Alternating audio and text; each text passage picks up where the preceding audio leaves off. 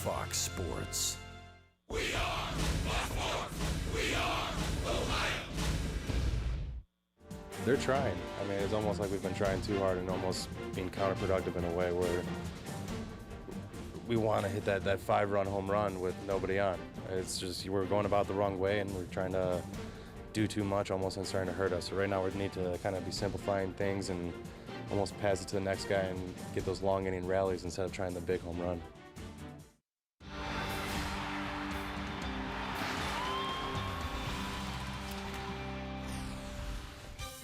A very frustrated Cleveland Indians team seeks a win tonight against the Baltimore Orioles. They'll try to even the series at a game apiece tonight here at Progressive Field. Hi again, everyone. Matt Underwood alongside Rick Manning. Another tough loss for the Tribe yesterday.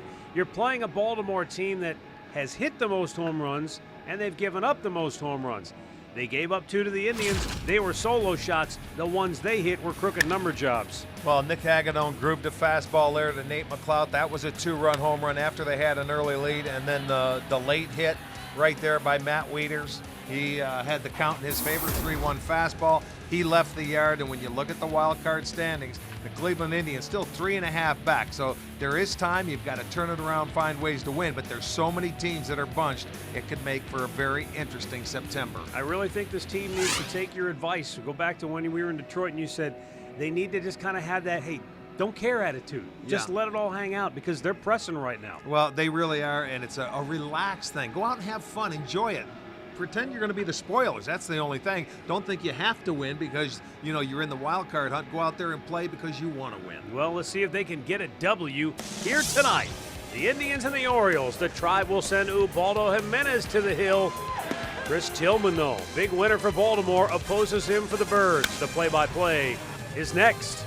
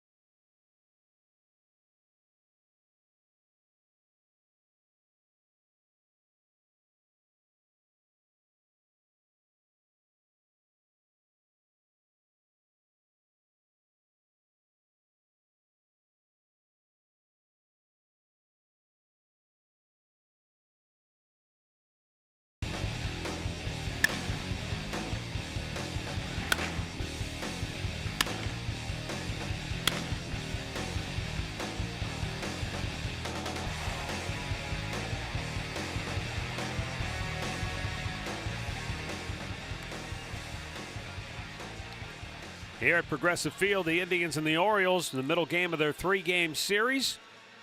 Tribe has taken the field behind Ubaldo Jimenez tonight. We'll get a look at the Baltimore starting lineup for Buck Showalter. Brian Roberts leading it off, followed by Manny Machado. Chris Davis will bat third. Adam Jones in the cleanup spot, followed by Matt Wieters, who had 4 hits last night. Michael Morse will DH in bat sixth, and Nick Markakis, J.J. Hardy, and Nate McLeod. Ubaldo Jimenez making start number 27 this year. In his last 2 starts, he has 2 L's, but he's pitched very well, as a matter of fact. He has 20 strikeouts and walked just 3 in his 13 innings of work, but nothing to show for it. Offensively, they haven't scored a lot of runs for him.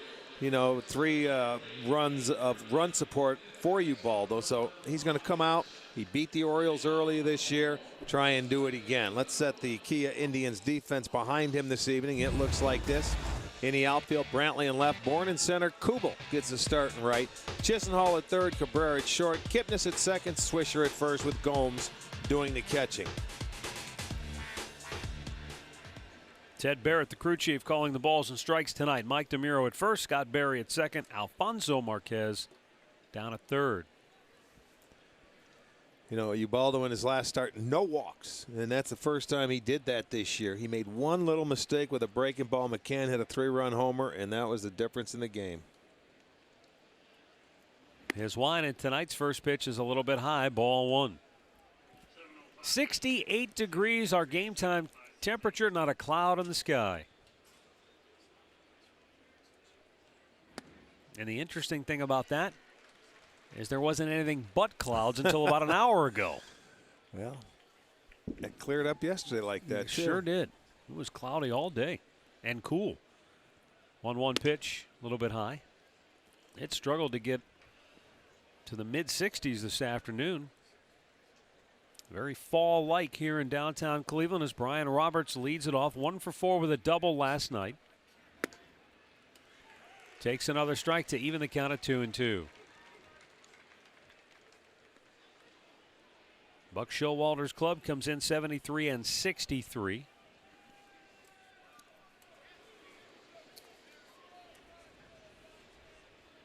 A little bit low in a full count. Baltimore a game and a half in front of Cleveland in the wild card standings, but still a tightly bunched group between Baltimore, New York, Cleveland, even Kansas City. Royals just a game behind the Indians. And of course, the Indians and Royals will see plenty of each other before this season is over. Terry Francona's bunch 72 and 65 coming in.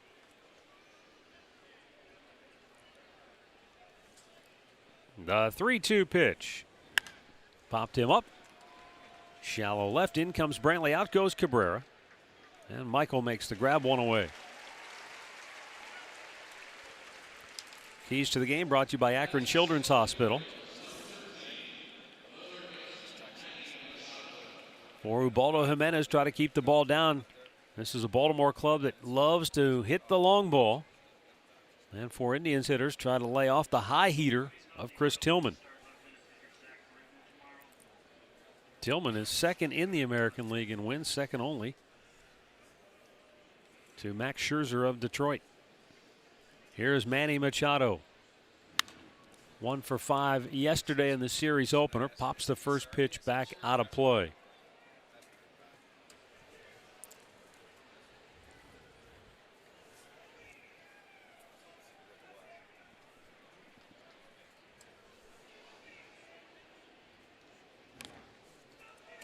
Bunted that back foul, and it's 0-2. Machado, you don't normally expect that from a guy who leads all of baseball with 46 doubles.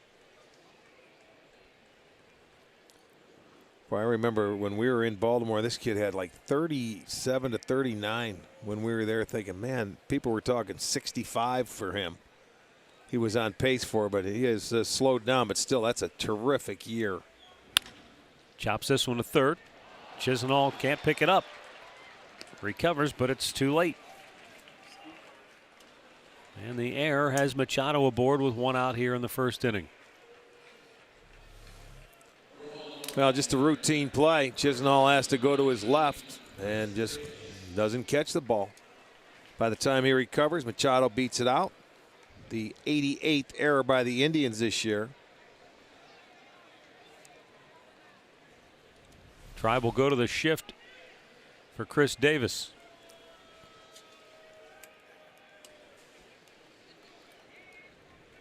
Davis 47 home runs, 122 batted in. Takes in off the plate, ball one.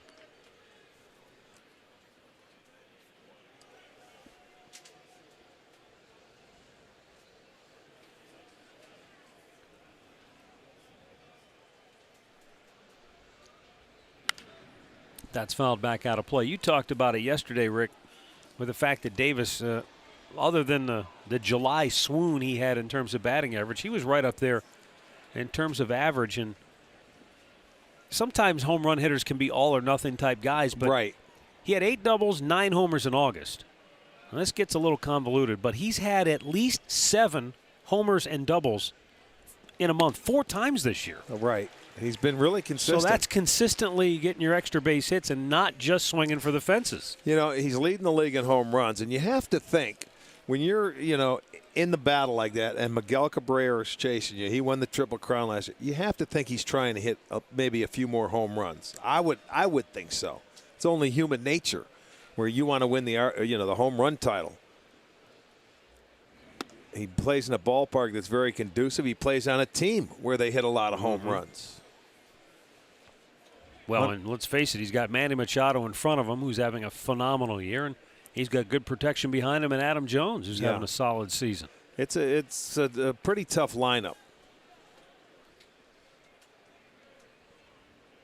The 2-2. Swung out and missed. Ubaldo strikes him out. 2 down here in the first. Let's go downstairs and check in with Katie Witham. She has the keys to success for Ubaldo tonight. Well, the key lately, Matt, has been Ubaldo doing a much better job pitching off of his fastball. Mickey Callaway told me today his last 3 side sessions have been all fastball bullpens. Because of that, they've seen improvement in his changeup, his slider, and his splitter. But tonight, they really need to see him pitch off that fastball. Well, his strikeout totals, we told you he punched out 10 his last time out against Atlanta. He's struck out 144 now in 142 innings of work. Yeah, back-to-back 10 strikeouts. Didn't you tell me a stat?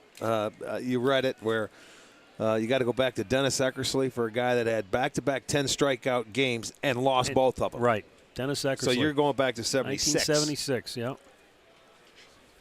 Usually you strike out 10 in a ball game, something good is happening. You would think so. Runner goes, pitch up high, throw down, good pitch to throw on, and they got him. Yan Gomes guns out Manny Machado, and the inning is over. The Indians are coming to bat.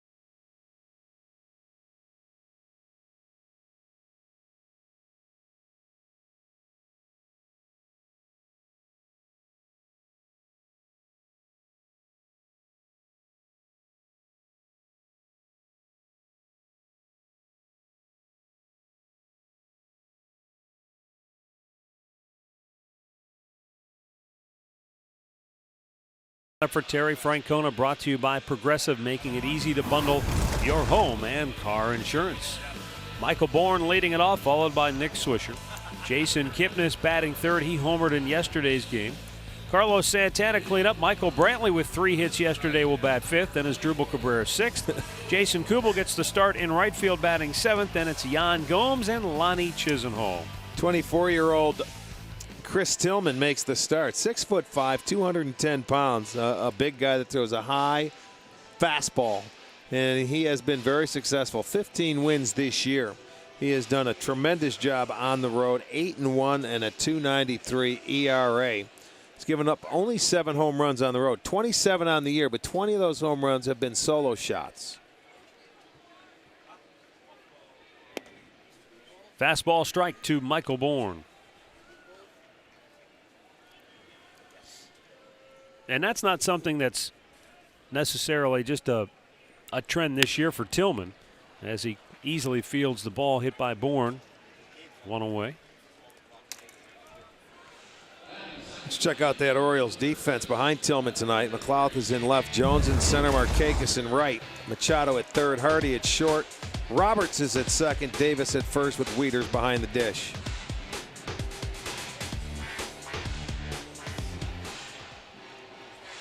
In the career for Chris Tillman, he's given up 67 home runs. 47 of the 67 have been solo shots. Well, you can tell he likes talking, I would think, to Mr. Palmer over there in Baltimore, or Blyleven, guys that give up a lot of solo home runs.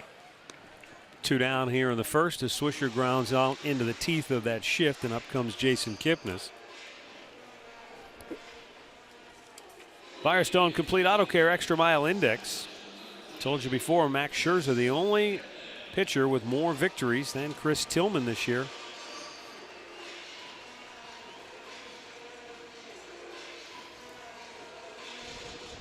He's been suffering lately just from lack of support. I mean, he's pitched well, but the last time out, he got a win. That snapped a 4-start winless stretch after he posted wins in 4 starts consecutively prior to that. Boy, you need a little help. You know, sometimes it doesn't matter how well you pitch. You have to have that offense to give you a little support. He has made 4 starts against the Indians prior to this when he's 2-1. And you know, they've been able to score off him a 4.79, 1-1 in this ballpark with an ERA of over 7.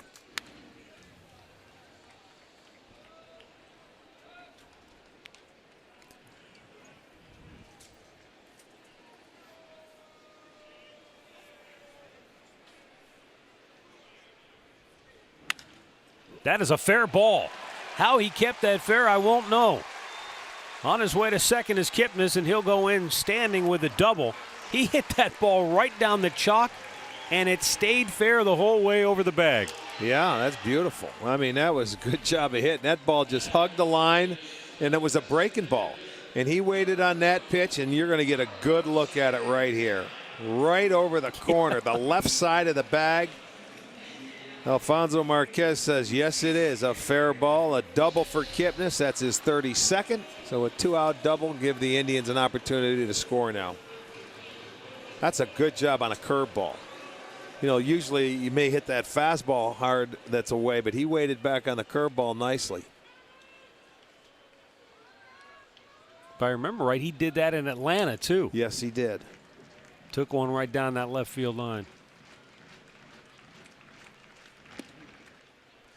See, that's the old equalizer, the curveball right there, and that's how he gets that high fastball by you, because you see that curveball starts up here, then he'll start that fastball, and then it just by you. It's nothing wrong to swing at the high fastball. You just have to make him bring it down a little bit.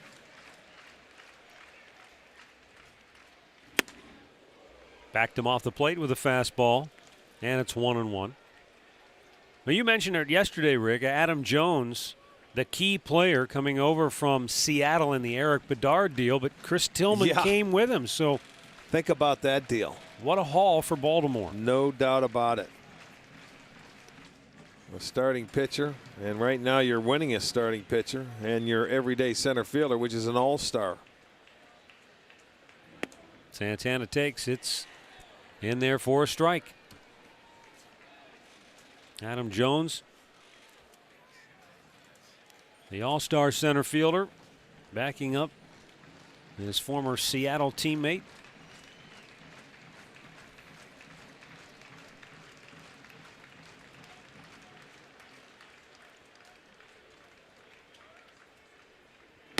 Upstairs, 2-2. Carlos Santana trying to get the Indians on the board here in the first. Looking for that 2-out RBI hit.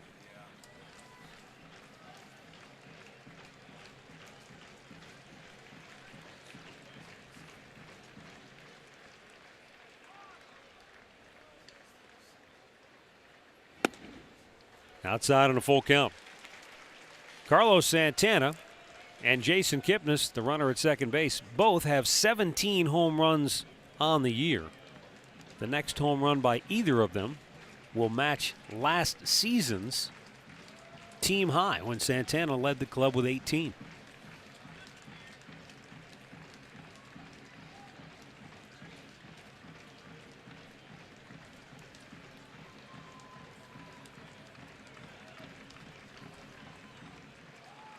Tillman's payoff pitch. Popped him up. J.J. Hardy, the shortstop, camps under it. The inning is over. No runs ahead, a man left. No score after one.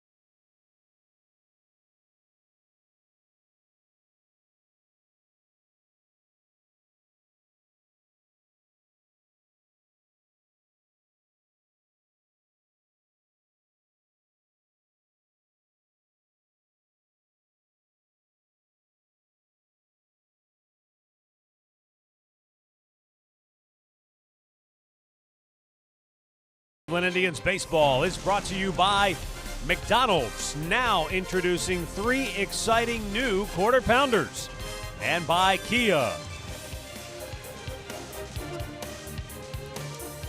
Adam Jones, Matt Wieters, Michael Morse due for Baltimore here in the second. No score.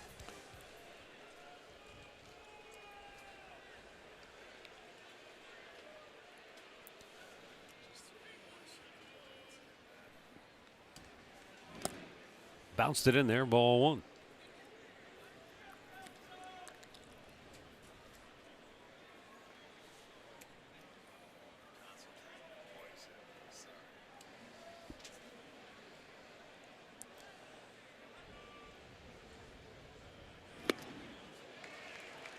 One ball, one strike. Jones, he's a guy when he decides he's going to turn it loose, he won't get cheated. Well, he's a guy that doesn't walk a lot. He had he went through a spell this year. What was it? 160, 70, 80 at bats where he didn't walk. Plate appearances where he actually went to the plate and he swings at everything. He is a tough guy to walk. When you look at him this year, he's walked 19 times in 500 and this will be 60 at bats. So I think if you get it close, you got a pretty good chance of him swinging. Well, it also tells you, I would think, you don't have to throw him a lot of strikes. Right.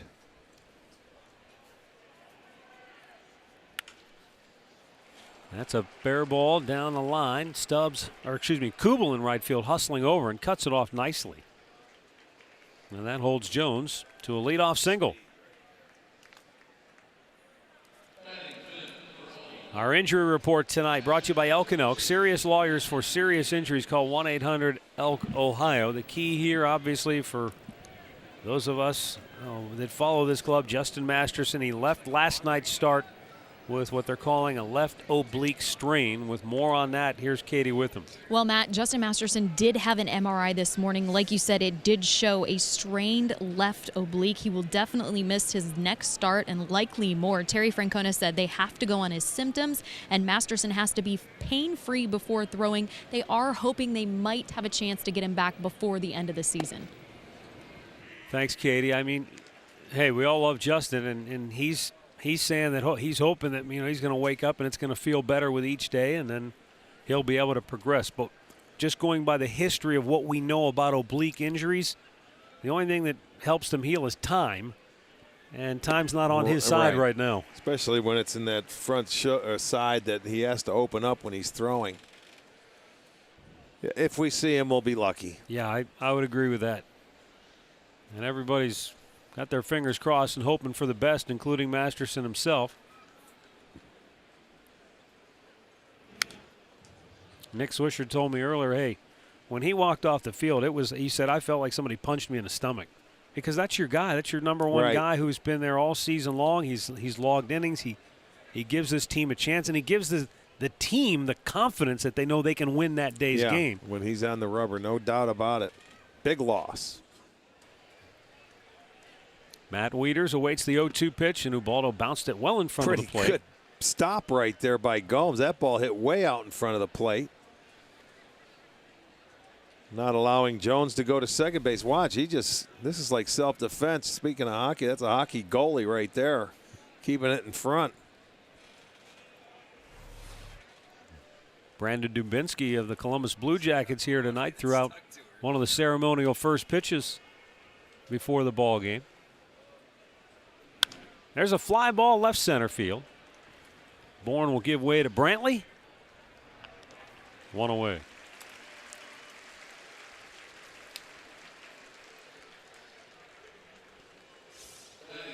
That's going to bring up Michael Morse.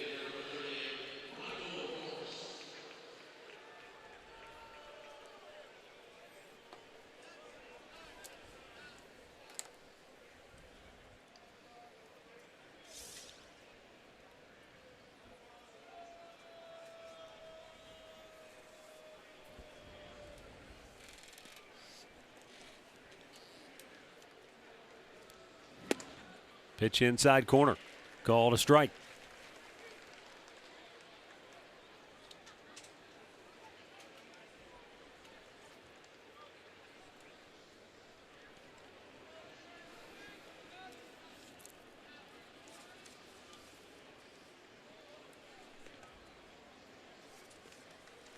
Got to keep an eye on Jones. He does have a dozen steals.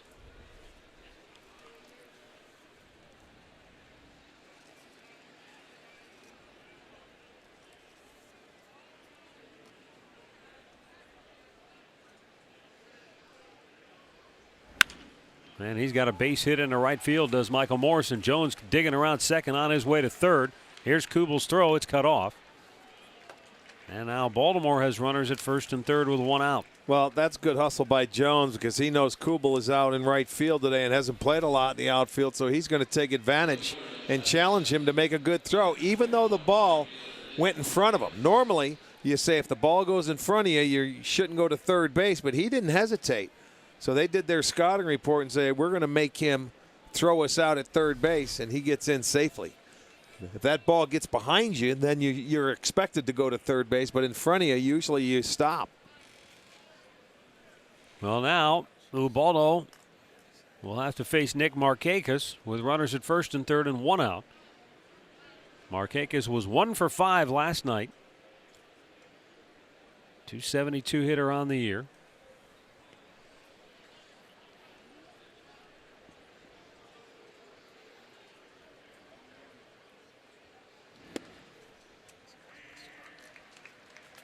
Takes a strike. Markakis was involved in that odd play in yesterday's game where he missed second base, and the Indians were able to appeal it. And the appeal went in their favor. Yeah. Went around second, came back, ended up trying to go back to third. It was a weird play. Spun him out of the way. I've never seen a fielder's choice hit so deep off the center field wall, and they get an out, and McLeod hit that ball and didn't even get a hit for it. Originally it was a double, and they changed it to a fielder's choice because they appealed the play and went, what, 1-4, I believe it was? Yeah. Actually, it ends up going as a force out, I guess.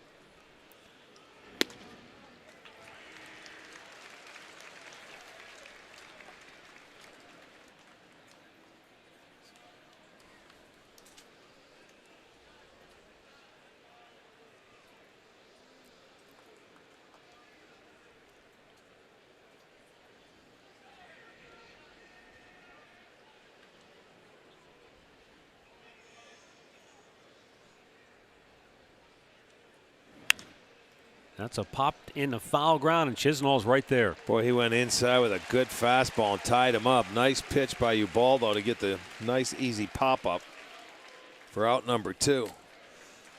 Let's take a look at this on our Nissan pitch tracker. Fastball in. Bury it in there. Great pitch. That's either a perfect pitch on the inside or in off the plate. And, you know, they talked about Ubaldo using his fastball. He does right there and gets a nice out. Keeps the runner at third base. But one more to go. And the batter will be J.J. Hardy. Hardy has hit 24 home runs with 20 doubles.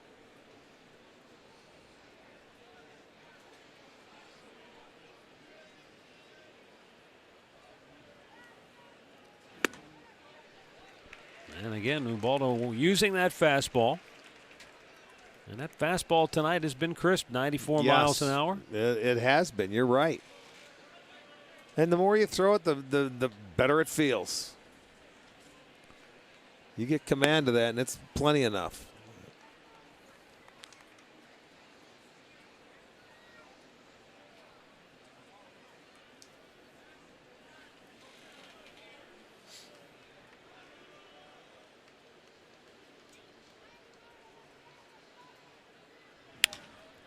In the air center field, Michael Bourne. Good job. He'll make the catch. And Ubaldo works out of trouble here in the second. Still no score.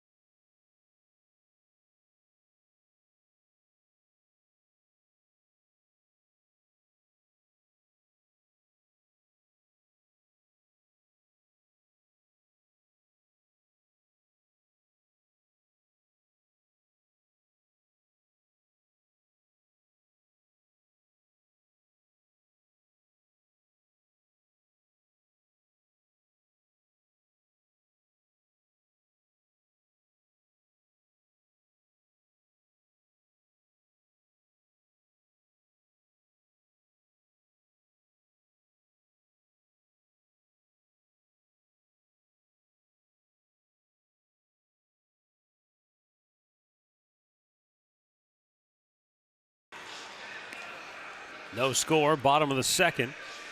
And for the Indians, Michael Brantley, as Drupal Cabrera and Jason Kubel are due up.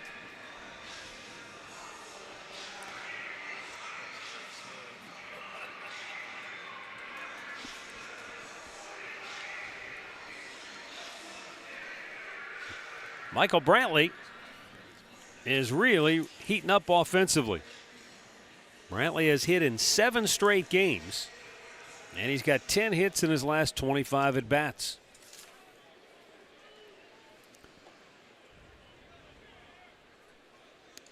Did that hit him? No, it came close. Wow. I don't know how he got out of the way. I'll tell you what, it might have unbuttoned the jersey. It was right at his chest. He was going to square around to try a bunt, and look at it. He was able to get out of the way. That was close.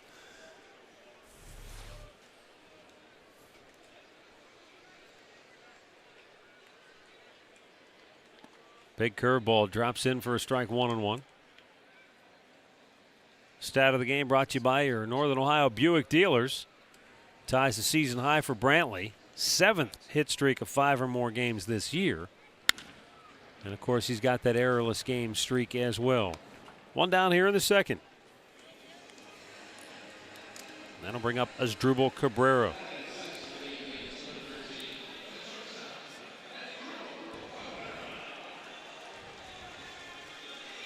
Chris Tillman is a California kid. Born in Anaheim, and his parents said that when he was in high school, they never had to worry about him going out and partying or anything of that nature. The only thing they had to worry about is that him and his buddies would, 10 or 11 o'clock at night, they'd hop fences at local golf courses and go bass fishing in their lakes. Nice. You imagine getting a call, sir, we have your son here at the fish police house. We would like our fish back. They don't have game wardens on golf courses, do they? I wouldn't think so. They have guys like Murph that'll chase you off the premises, so. You look like Jason from Friday the 13th coming after you.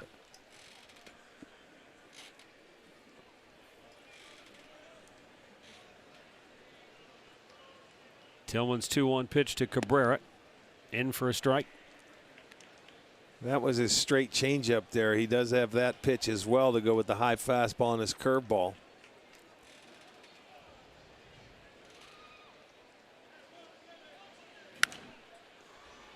Popped out of play.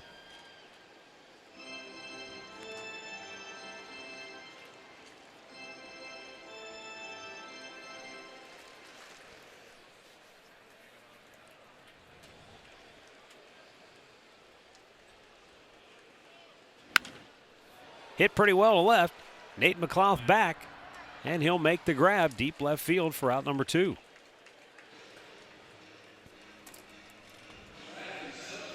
Well, the video game that puts you in the owner's suite is now available free on iPhone and iPad. You build your stadium and make the decisions to guide your team to the World Series. You download MLB Ballpark Empire. It is free today.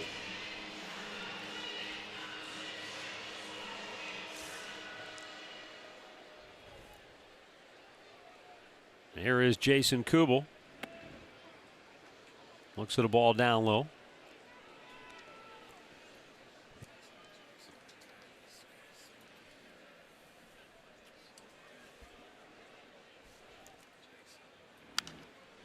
Tillman is another one of those pitchers who doesn't have much in the way of a windup. In fact, he might have less of a windup than any pitcher I've ever seen.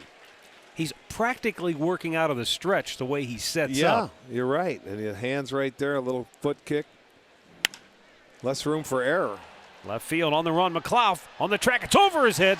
It'll short hop the wall. And Kubel will head into second base with a 2-out double. Second double of the night for the Indians. He just simply drove that one over the head of McLouth to where he couldn't get to it. Well, you look at it, it's a fastball that stayed about middle third. And it was upstairs, and you can see the swing, taking it the other way, and drove that ball to left field. Short hops the wall. McLouth gets it in, but Kubel will get a double. So the second straight inning, the Indians have had a 2-out double. Now 2 hits in his first 5 at bats as an Indian for Jason Kubel. And up comes Yan Gomes.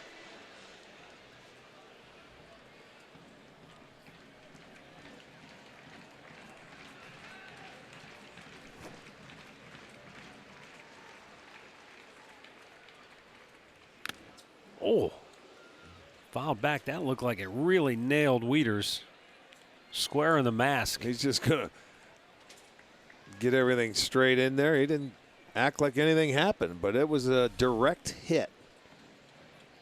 That ball's just, I mean, just deflected back right into the mask.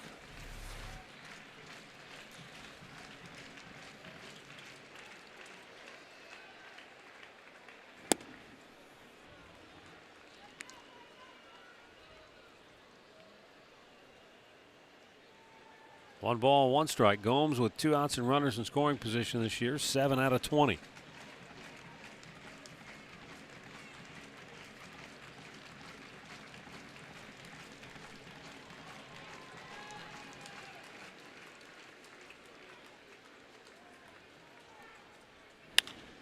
Down the right field line, slicing, and out of play.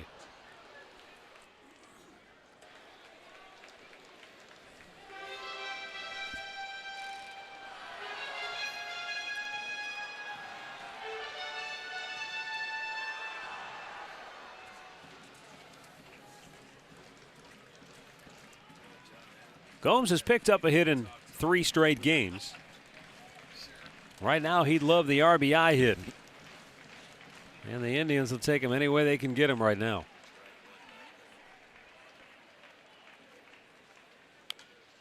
And that one fouled off the foot of Gomes.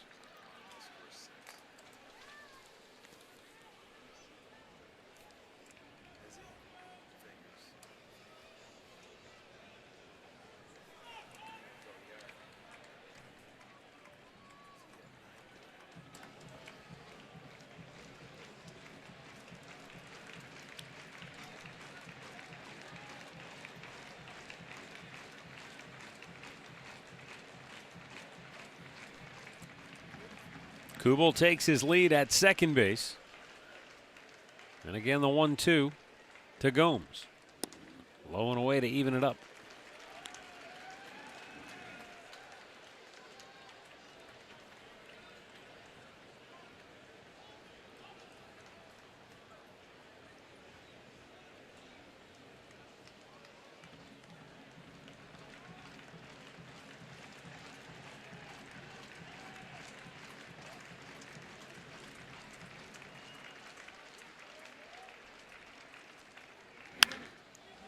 Sky high pop near first base. Davis.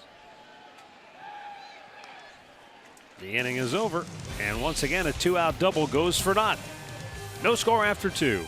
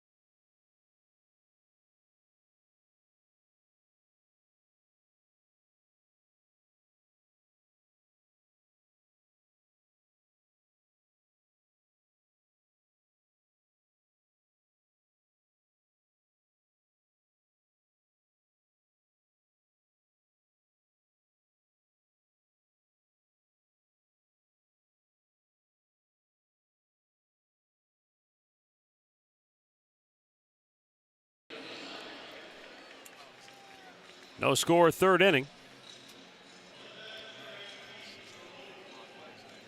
For Baltimore, Nate McLouth, and then at the top of the order, Brian Roberts, Manny Machado.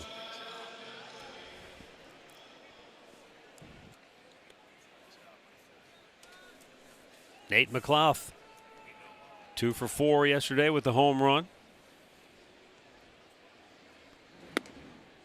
Takes a look at a ball up high.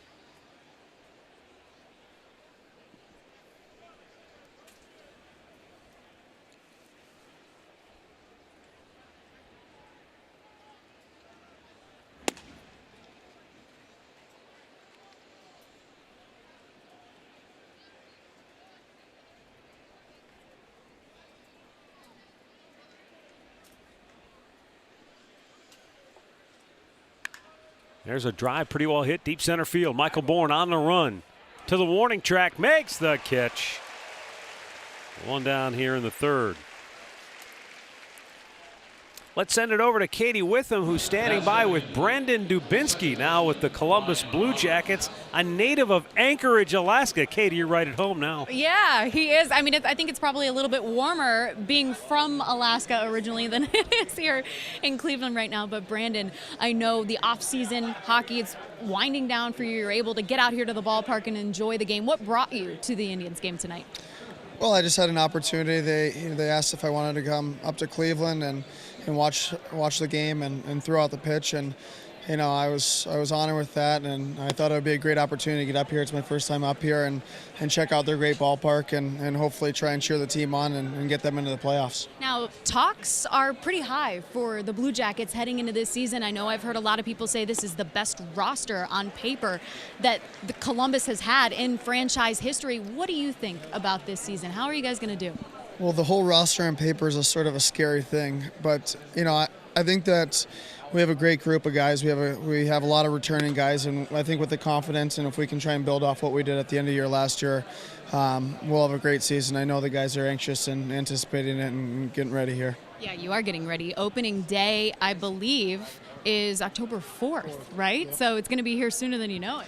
It is, and training camp always happens fast, and the preseason games, and we get going next week. So we're like I said, we're really anxious for it, and we can't wait to get back in front of those fans. We can't wait for it too. You can watch all of the Columbus Blue Jackets games live on Fox Sports Ohio. Brandon, appreciate the time. Thank you. Yeah, thanks for having me. Matt, Rick, we'll send it back over to you guys. All right, thanks a lot, Katie.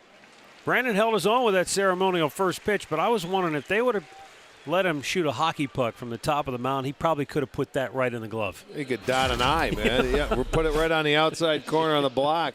He did a good job. There's Brandon throwing out the ceremonial first pitch to Drew Stubbs. Didn't try and throw it too hard. Stubbies liked it.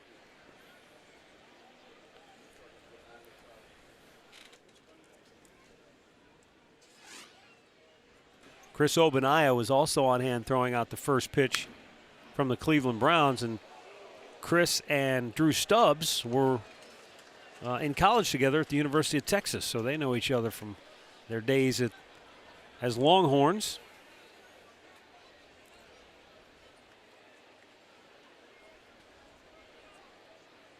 Swam down a little bit down low to Manny Machado.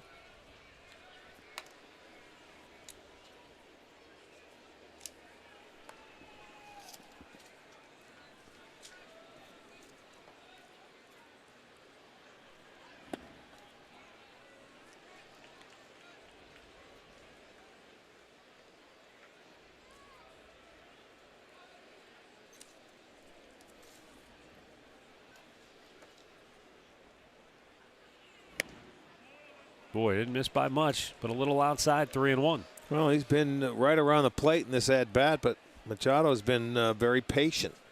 He reached his first time on an error by Chisenhall and then was thrown out at second base, caught stealing.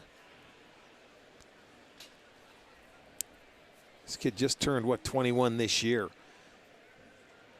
Baby face. He looks young. Bounce to third. Lonnie Chisenhall throws him out. Good inning for Ubaldo Jimenez. The Baltimore Orioles go 1-2-3. We go to the bottom of the third, no score.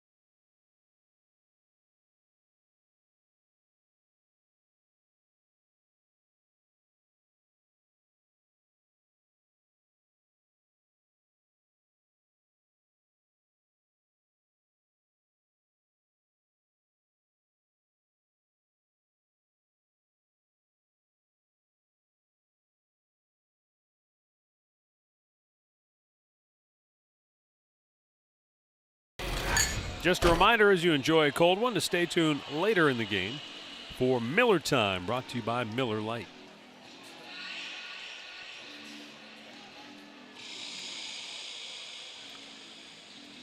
No score, bottom of the third for Cleveland. Lonnie Chisenhall, Michael Bourne, and Nick Swisher due up.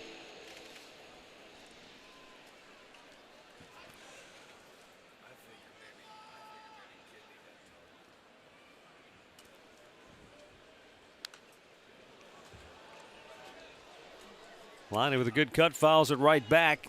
In his last 10 at bats, Chisenhall has 4 hits, 2 doubles, 2 home runs.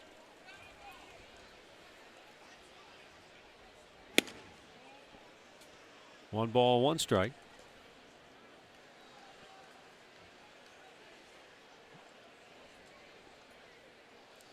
The 2 home runs he hit were pretty much the same pitch.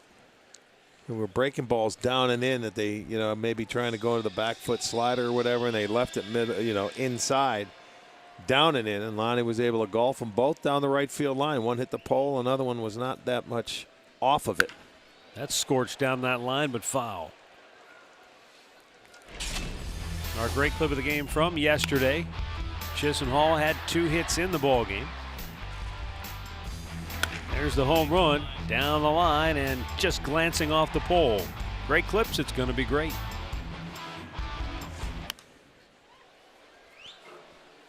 Two balls, 2 strikes. Chisenhall leading off the bottom of the third here for Cleveland.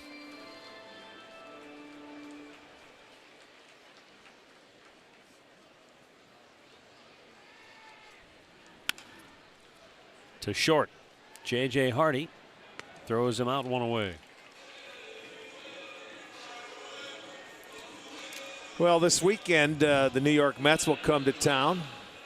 And on Saturday, the first 10,000 fans will receive a Michael Bourne jersey. It's presented by Meritech, and the post-game fireworks will be presented by Brilliant Sign Company. So go to Indians.com, get your tickets.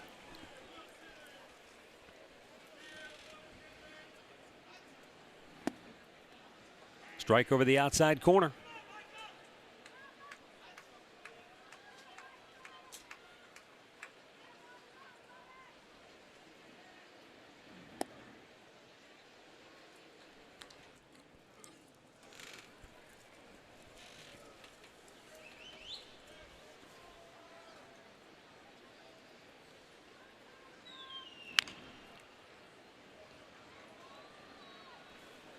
One ball, 2 strikes to count here on Michael Bourne.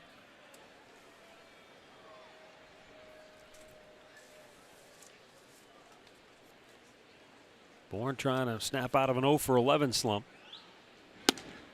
Lays off the high heater, 2-2.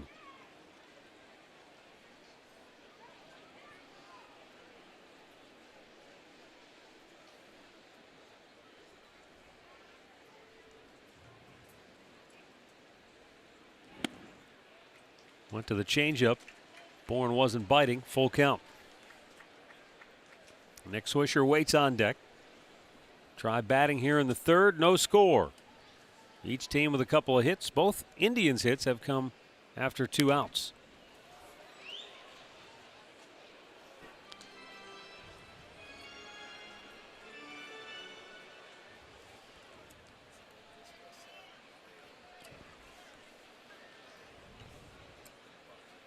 Three-two pitch. Got him in between. You could tell Michael was just unsure. Takes it for a called third strike, 2 down. First strikeout for Tillman, and it just locked him up. He went fastball and then changeup, and then comes with a 3-2 hook. 12-6 as they call it, straight down. Wanted to pull it, and as a hitter, you see it breaking down. You don't pull, you don't swing, and you say, "My goodness, you can't believe it." Up comes Nick Swisher, who grounded out his first time up.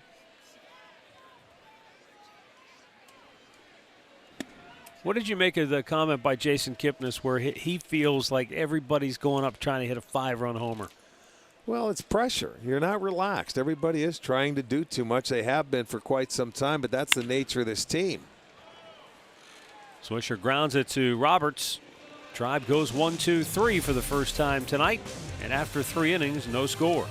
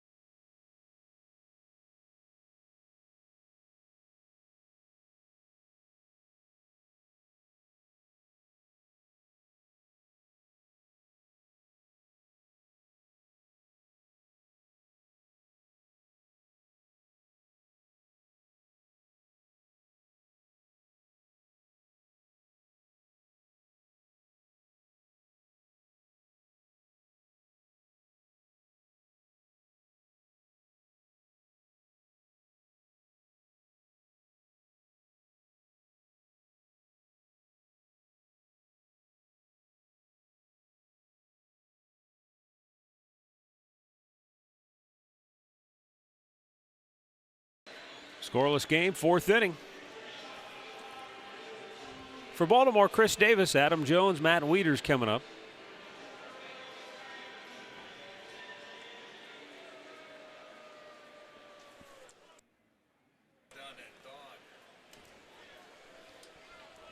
Davis struck out his first time up. Ubaldo has given up 2 hits. Both came in the 2nd inning. Starts him off with a curveball, and you can see Davis just popping it straight up.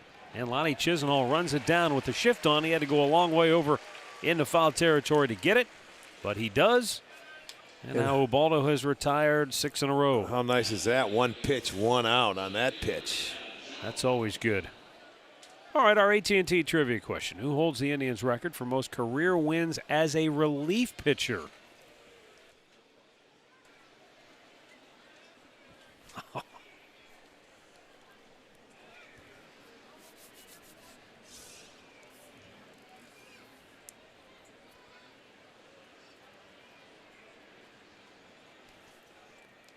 Adam Jones singled his first time up.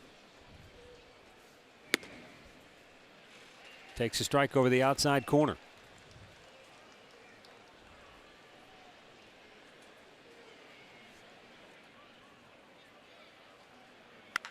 Hit hard to third. Oh, nice backhanded grab by Chisenhall. Gets up and makes a good throw to get him.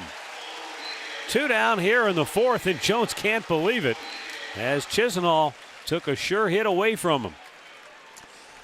It's going to be our McDonald's. I'm loving it. A very nice play on the backhanded side. He goes to the slide, gets up, makes a good throw.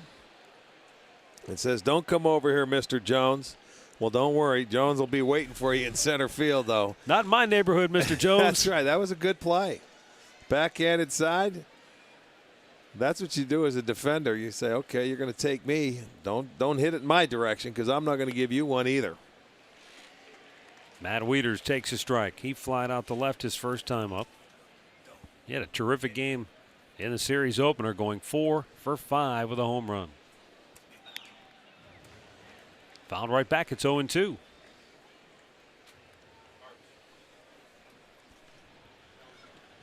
Ubaldo tonight, 6-0-2, 1-2 counts. And we mentioned he's had a good fastball tonight.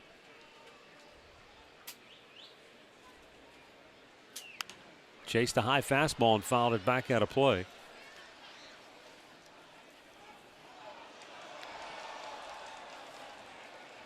Well, hopefully Ubaldo Jimenez continues to pitch well here tonight, and it won't be a factor or come into play, but the Indians did add 4 more pitchers to the roster before today's game. Well, we used, what, 8 yesterday? Why not? Just missed outside. Good pitch. Carlos Carrasco, C.C. Lee, Vinny Pistano, and Josh Tomlin are all with the club now. See, even though that may not be called a strike, it's a little bit off, it's still a good pitch for that guy to lay off, and there's a better one. Breaking ball rings him up. 3rd strikeout for Ubaldo, who has retired 8 straight O's. And he got a little help from Lonnie Chisenhall here in the 4th.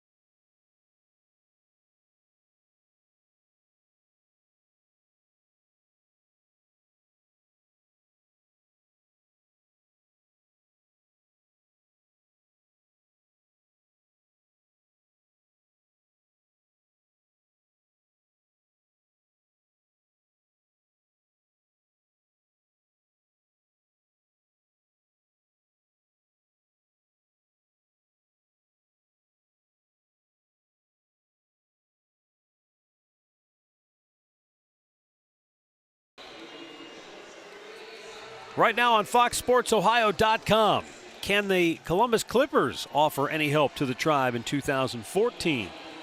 Urban Meyer on Buffalo Bulls linebacker Khalil Mack. And why does LeBron James have a locker at Ohio State? Get complete coverage of all today's action involving Ohio sports on FoxSportsOhio.com.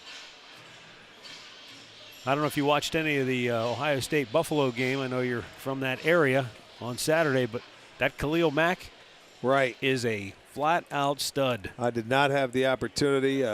Tommy Bowe told me that he was going to be a very good player. The boys from the Falls told me that as well. He's a Florida guy, though. How did they get him up to Buffalo, as I want to know? Great recruiting, and I believe that would have been probably during Turner Gill's regime as head coach, but he is just an incredibly talented football player, and the Buckeyes had their hands full with him.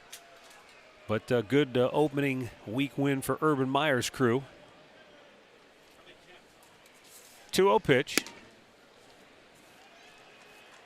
Jason Kipnis, who doubled his first time up, has the count now at 3-0.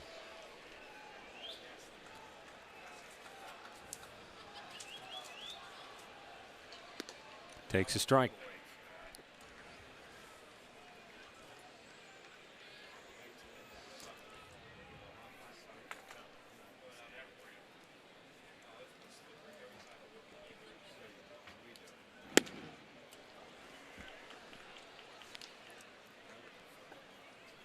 Count goes full, 3-2.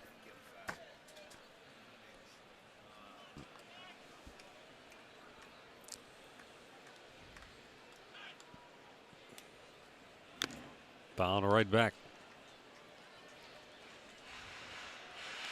See, after he fouled it off right there, he turned around and asked Ted Barrett, was that ball up?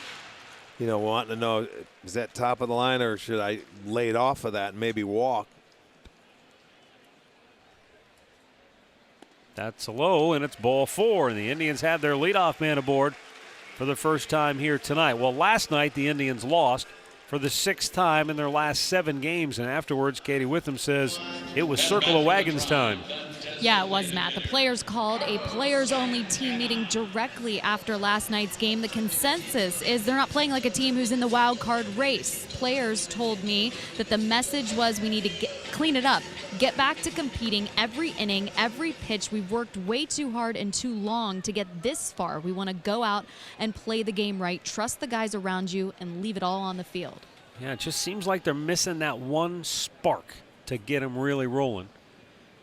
Well, maybe that leadoff walk here by Kipnis is exactly what they need, and we'll see if they can take advantage of it. Now, I do agree that they've had too good of a year. You know, they played too well to let the 1 month have an impact on this season. So they've got to get it back together and finish September strong.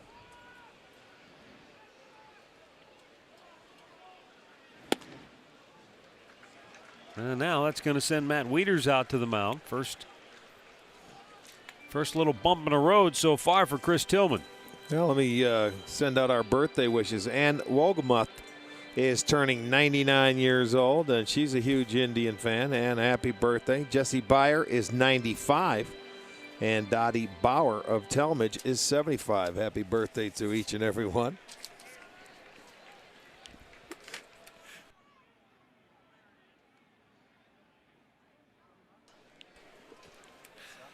Throw to first, close play, but Kipnis is back. Kip with 24 steals on the year. Orioles shift with Santana at the plate. They've got 3 on that right side.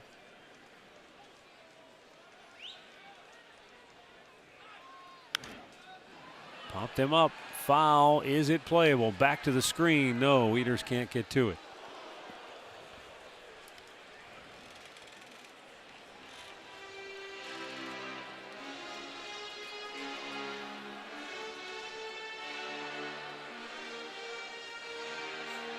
Now here's a case too. The count was 2-0.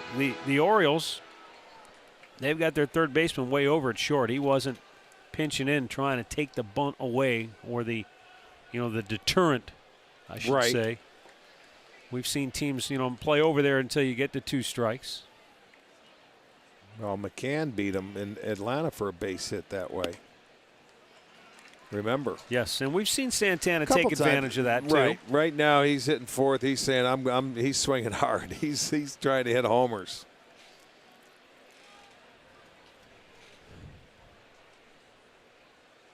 Again, he's going to have a good pitch to swing at should he get it.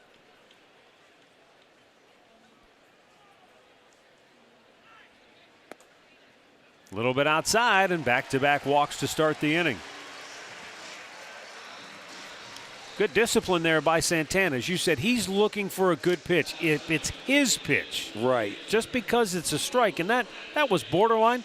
Maybe it would have been called a strike if it was an inch or two more on the plate, but it's still not maybe his pitch that he wanted to go after. And you know what? That's a good job of just laying off it and take it. Take your walk and move along. You think about it, this is an Indians team when you're struggling. That's what you have to do. You've got to take your walks and move it along and trust the next guy that's behind you. You don't have to always be the hero and get the base hit, and I think that's something that they've been doing for quite a while. Everybody wants to do it on their own. They don't want to take the walk, and they don't want to move it along. They do, but they're not doing it. Yeah, you're trying. You're exactly right. You're trying to, in your mind, I've got to get the hit. I've got to get it started. I've got to do this. It's not about I. It's a team game. Move it along. Well, Michael Brantley's been doing his share of the damage lately. He was 3 for 4 yesterday. Mentioned before, he's hit in 7 straight games. And he's been their best guy with runners in scoring position all season long, and takes a strike. You know, when you look at Tillman's last 2 starts, he only had 2 walks, and those 2 came against Oakland. He pitched 7 innings against the Red Sox and didn't walk anybody. But, you know, Oakland's a team that will take their walks and they'll make you work. Well, the Indians have 2 in this inning, and that's the first 2 of the game, so see if they can do anything with it.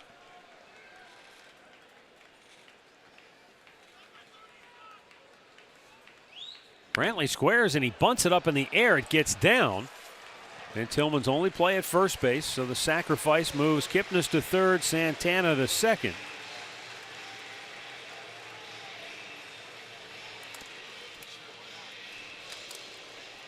Well, come on out to the ballpark Friday night. It'll be Dollar Dogs and fireworks. The Mets will come in for a 3-game series on Friday.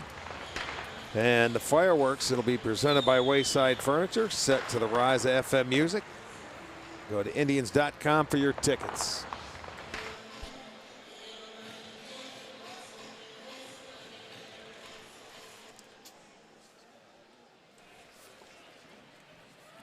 Well, here is Asdrubal Cabrera. 0 for his last 6.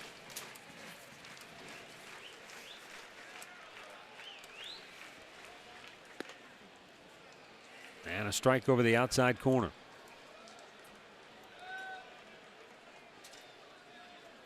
Asdrubal has batted just 190 on the year with runners in scoring position.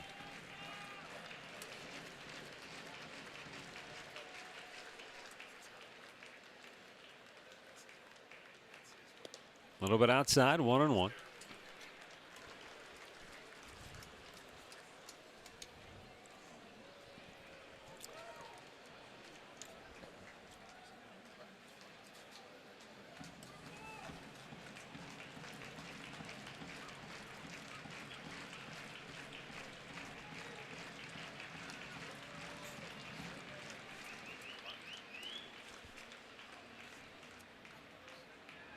Curveball hit well. Deep center field. Jones over into the gap, and he will make the catch. Tagging at third and coming home is Kipnis. Santana tags and moves to third, 2 down. But Cabrera with RBI number 48 gives the Indians a 1-0 lead.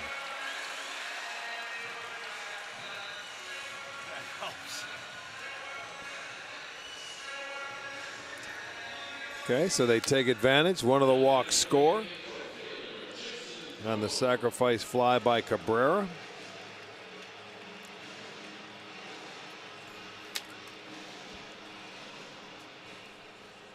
Now the batter is Jason Kubel. He doubled over the head of Nate McLaughlin in left field his first time up. A little bit outside, ball 1.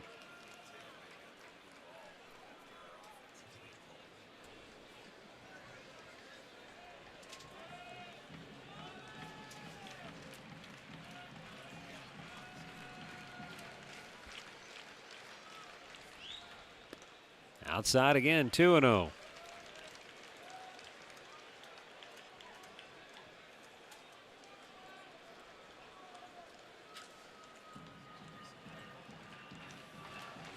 Now they're just going to put him on. So Tillman will intentionally walk Jason Kubel. And he'll go after Yan Gomes, who's in the on-deck circle.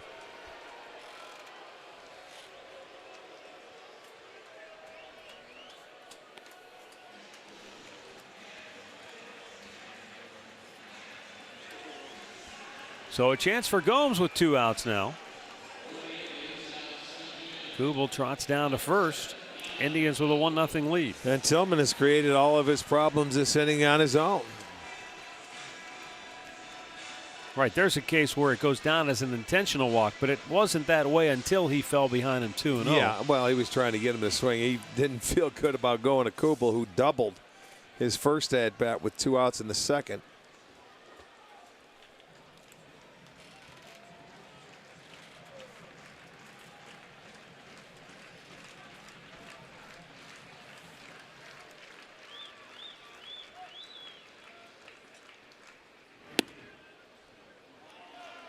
That is called a strike. I don't think Gomes necessarily agreed with that.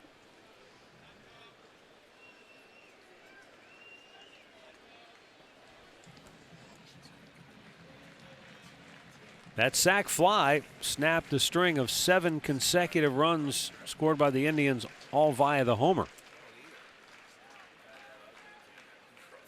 Doesn't matter how you score them as long as you can get them home.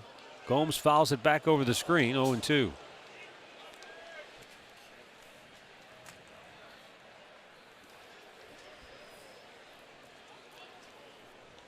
Well, the Indians have finally made Tillman have to really dig down and work here in this 4th inning, closing in on pitch number 70 of the night.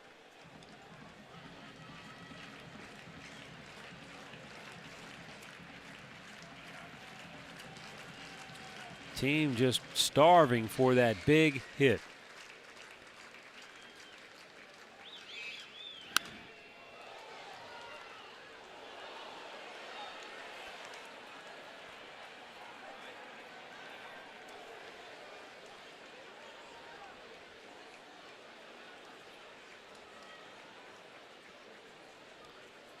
This will be the 25th pitch of the inning coming up right here for Tillman.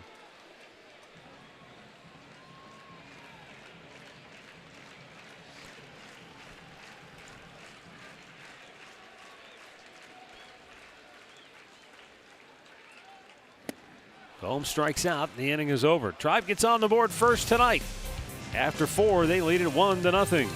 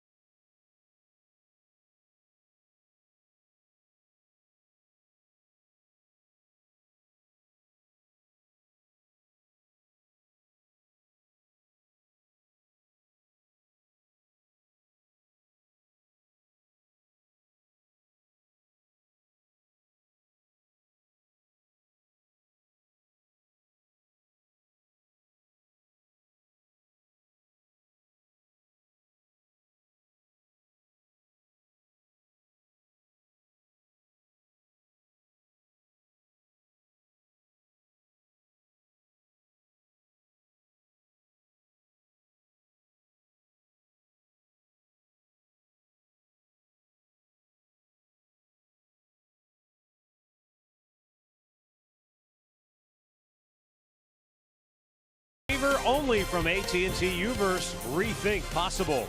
And by your local Toyota dealers. Toyota, let's go places. Beautiful night here in downtown Cleveland. A chill of fall in the air. It's beautiful now.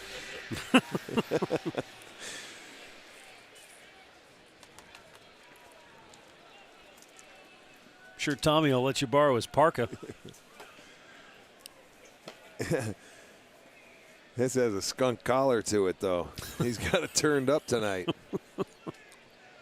Michael Morse leads off the 5th for Baltimore. Lifts a fly ball. Routine right field for Jason Kubel. 1 pitch, 1 out.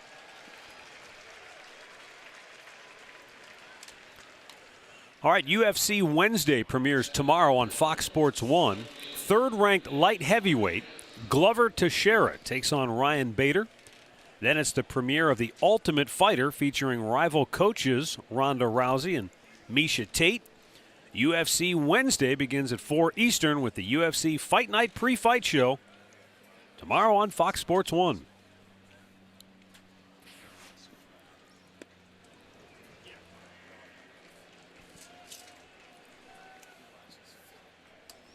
Nick Markakis fouled out his first time up.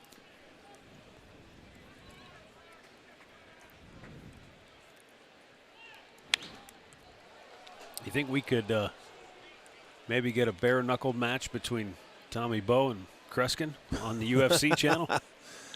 That would sell. I think we could.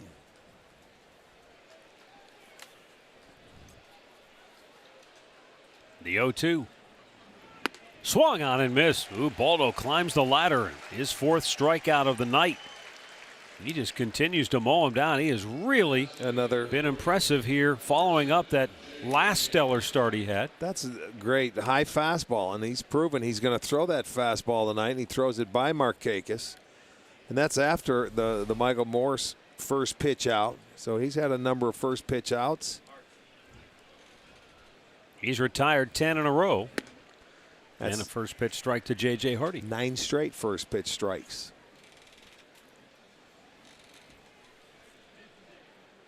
Well, Katie talked about it earlier. They wanted him to work off of his fastball. He's thrown it often. He's thrown it early. He's had a good one. Anywhere from 92 to 94 miles an hour. His fastball's been better than it has been. And I'll tell you, you get these guys looking for it. That's when his breaking ball has been dynamite. You can get him to chase it. Fastball away. Hardy flied out the center his first time up.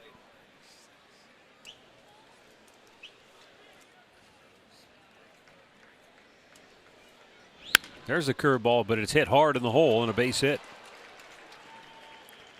It's all right. 2-out single.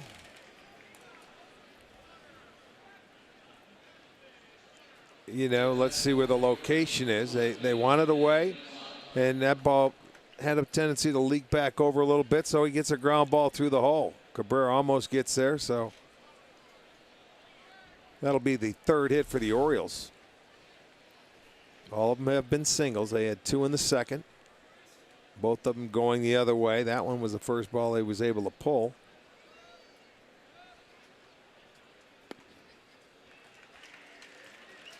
A called strike on Nate McLouth.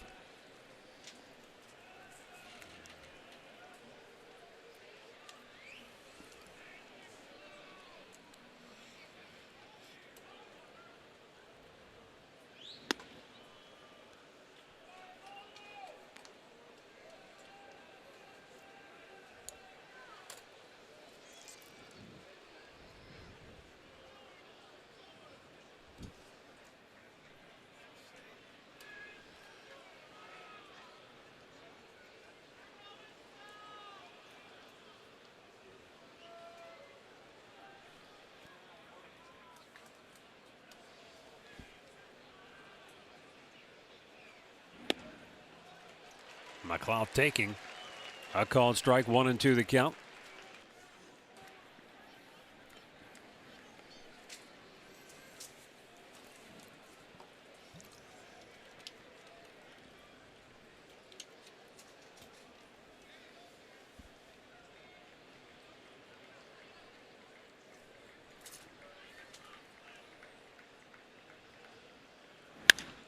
High pop, shallow left. Brantley is in, Cabrera is out, and Michael calls for it to make the catch. The inning is over. Ubaldo Jimenez keeps stringing zeros along. Middle of the 5th, 1-0 Cleveland.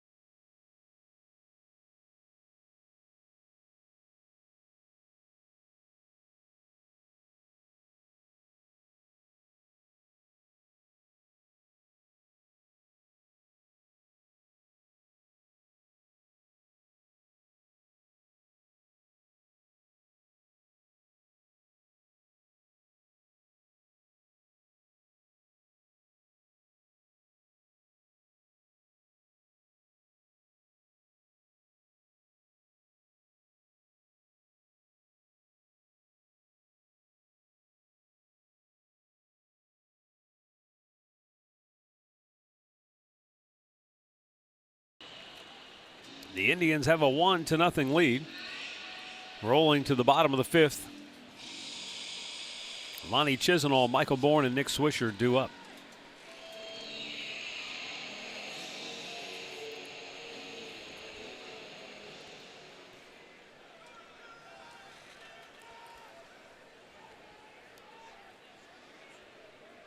Chisenhall grounded to short. His only time up.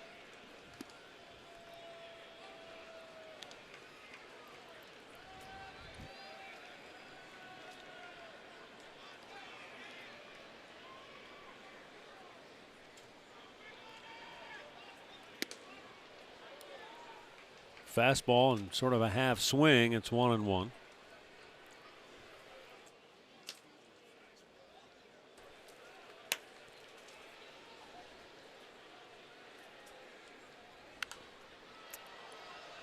Now the count of ball and 2 strikes.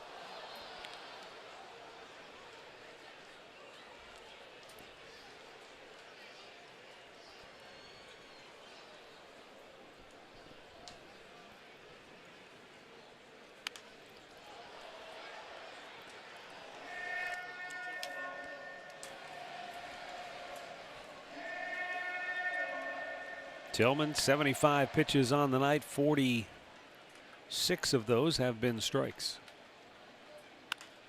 Curveball tapped up the middle, cut off by Hardy. 1 away. Our in-game recap brought to you by your local Toyota dealers. Ubaldo Jimenez has given up just 3 hits. He has struck out 4, has not walked a batter through the first 5 innings. And he has been very sharp again. For the Indians, they put together a rally in which they did not have a hit in the 4th inning. 3 walks, one of them was an intentional, and it led to the only run of the game on the sac fly by Cabrera.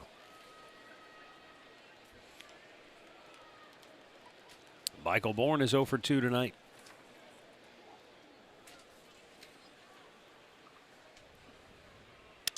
Broken bat liner just beyond the reach of J.J. Hardy. And that'll snap an 0 for 12 for Bourne. He reaches with the 1-out broken bat single. Well, he added time. It broke the bat of Michael Bourne, and watch Hardy jump after it. He wanted to take one more step back, but he figured I have to wait and try and sky to jump and get it, and they just out of his reach. Can't go much higher than that. So a base hit for Bourne. 3rd hit for the Indians. And up comes Nick Swisher, 0 for 2 on the night.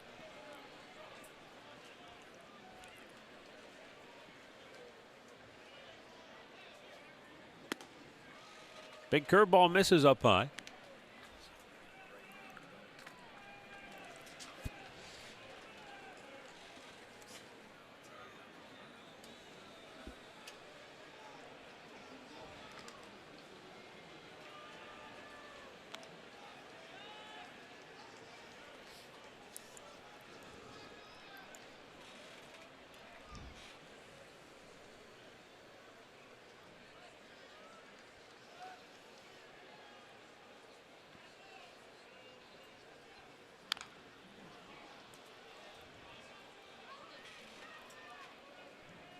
One ball, 1 strike.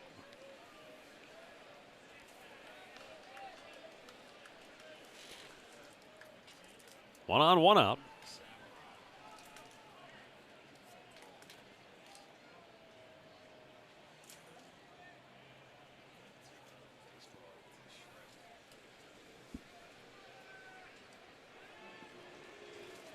Bourne with 21 steals on the year. 3 behind Jason Kipnis for the team lead.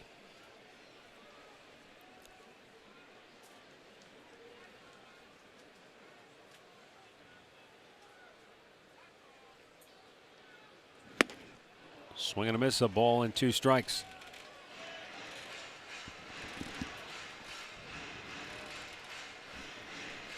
For a big guy as lanky as Tillman is, he gets rid of it pretty quickly to home plate. Yeah. If you want to run on him, you'd like to pick on that curveball or the changeup.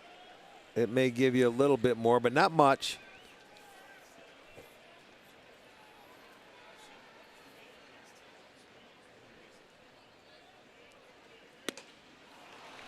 Swisher a swing and a miss, and that's out number 2. Third strikeout for Tillman. We'll go back to the Hyundai Studios for an in-game update with Al Pawlowski. Hey, Matt. Hey, Rick. Low-scoring games throughout baseball thus far tonight, including in New York, where the White Sox are taking on the Yankees. Here in the bottom of the second inning, New York ties it at 1 with a steal of home by Vernon Wells. So far, that's been it. It's the Yankees and the White Sox even at a run apiece in the 5th. Matt? And the old double steal. That's a good way to come up with a steal of home. The straight steal of home. Well, if they throw through, you don't think the guy's going to go. But, you know, Wells at one day, he may not run like he used to, but he still was a pretty good base runner at one point in time.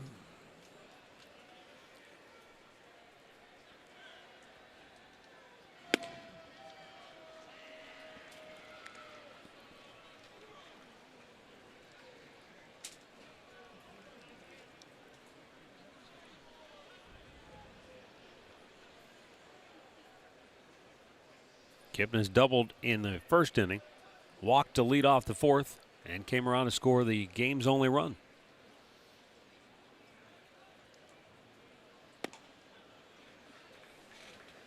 One ball, one strike.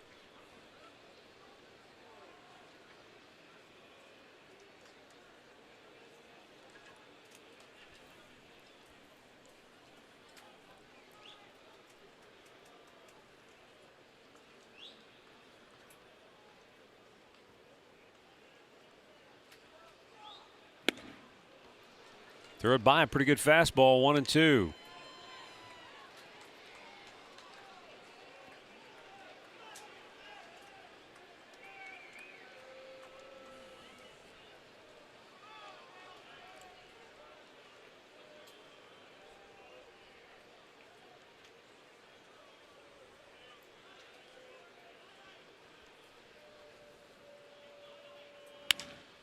Fly ball center field. Jones on the dead run. On the track, makes the catch to end the inning. Kipnis gave it a good ride, but he comes up just a little short. And after 5, it's 1-0 Cleveland.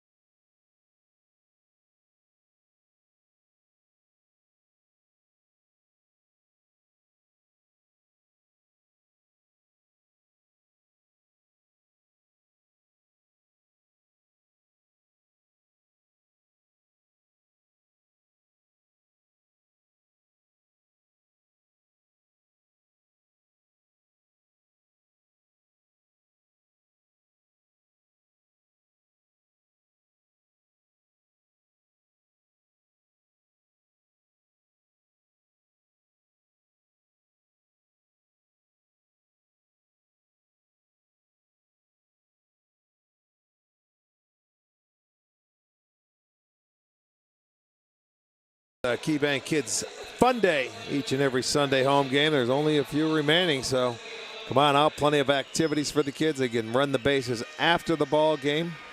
It is presented by the Cleveland Clinic. There's a youngster that probably would love to see Mom and Dad bring him back on Sunday. Yeah, run the bases. He looks like he would love to run them. Brian Roberts, Manny Machado, Chris Davis. Due up for Baltimore here in the 6th. Ubaldo's been outstanding. First time through the lineup, he was 67% strikes, and first pitch strikes was 5 for 9. The second time, he was 9 for 9 first pitch strikes and 73% in the zone. A little bit outside ball one. Brian Roberts is flied out, struck out.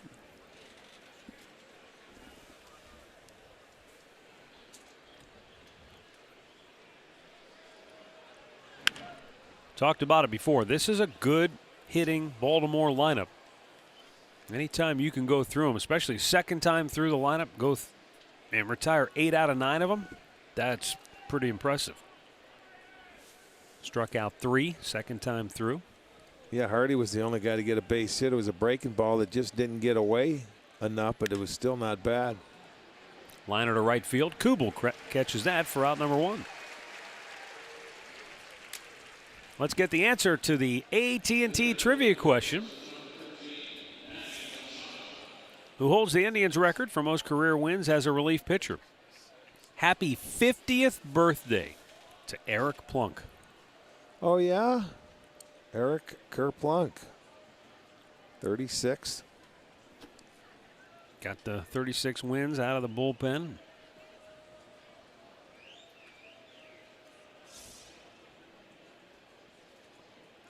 So Eric is 50. Happy birthday. And our Katie Witham is celebrating her second wedding anniversary. Congratulations to her and her husband. Working here at the ballpark tonight.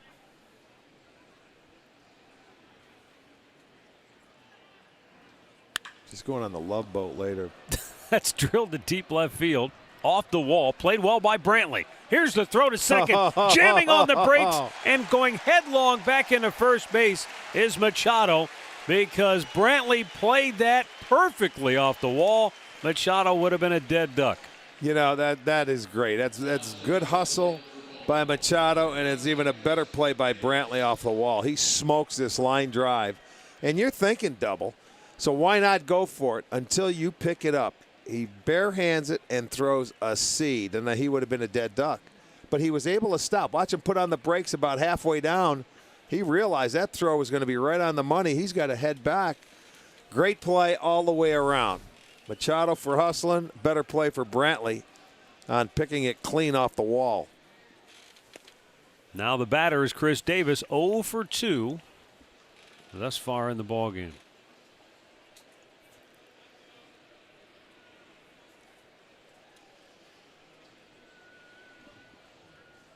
Yeah, Brantley with 11 outfield assists. Well, guys, you know, they were starting to run on him earlier in the year, and they're smart not to, because he's very accurate. That's the thing. His this arm throw, plays in left field very well. Whether he's flat-footed, spinning, throwing on the move, he's always right on the bag with that throw. That was dynamite right there.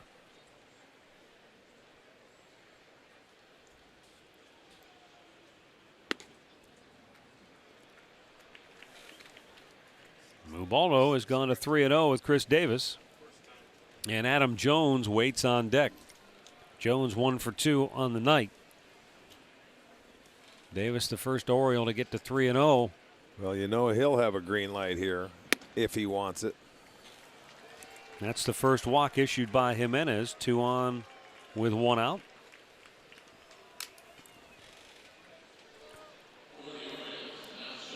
So in Indians history, the most career wins behind Eric Plunk, our good friend Gary Bell, then Paul Shuey, Ding dong, and Jim Kern. Know them all very well. We're going to nickname them the Vultures.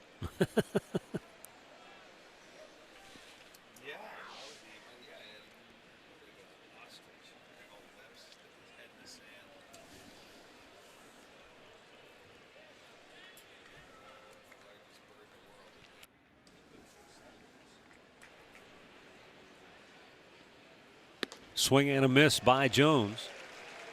Once again, and we saw him do that earlier. He is a man who is going to swing it and swing it hard.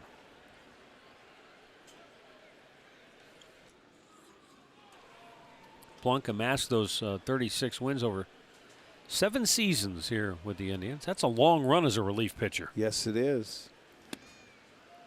He came out and he had a power arm. You talk about coming out of the bullpen, a power arm. All those guys did. Yeah, they did. That were on that list. Gary Bell, Jim Kern, Paul Shuey. I thought you were just talking about that 95 bullpen that he pitched on with they had power arms. Even Julian Tavares threw hard coming out of that bullpen. He had 10 wins, I think, on that team. And Alan Embry, a left-hander, could light it up. Fouled right back.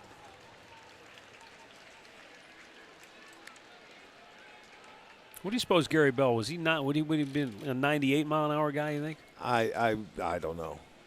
I don't know. We'd have to ask him.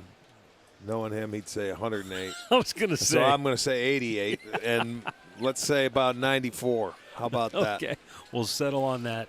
And if he's listening down in San Antonio, you're right. Don't be texting and telling us any harder. 80 pitches on the night thus far for Ubaldo. He's at 52 strikes. 2 on, 1 out.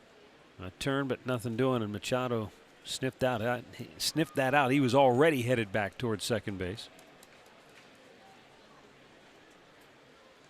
Well, when you're at second base and you see the pitcher's delivery, you know when he's going to turn like that. You can. It's just so different when you pick it up from behind him. Slowly tapped to Cabrera, to Kipnis. Not in time on the double play turn, but they do get the second out of the inning. Machado to third base.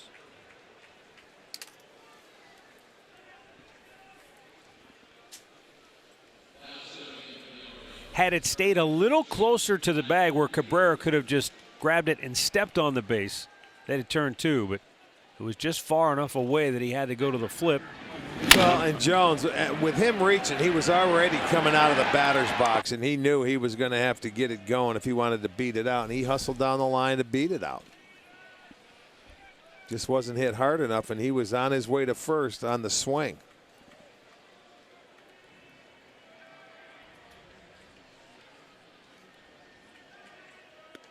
Outside ball 1. Matt Wieters 0 for 2. He has flied out, struck out.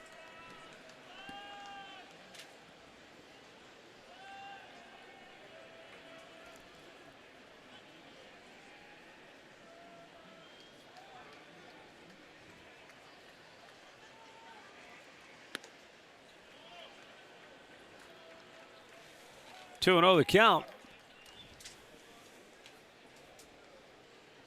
Just now getting some activity in the Cleveland bullpen for the first time tonight.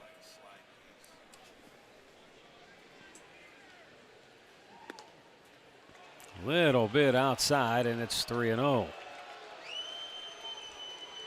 Cody Allen starting to heat up.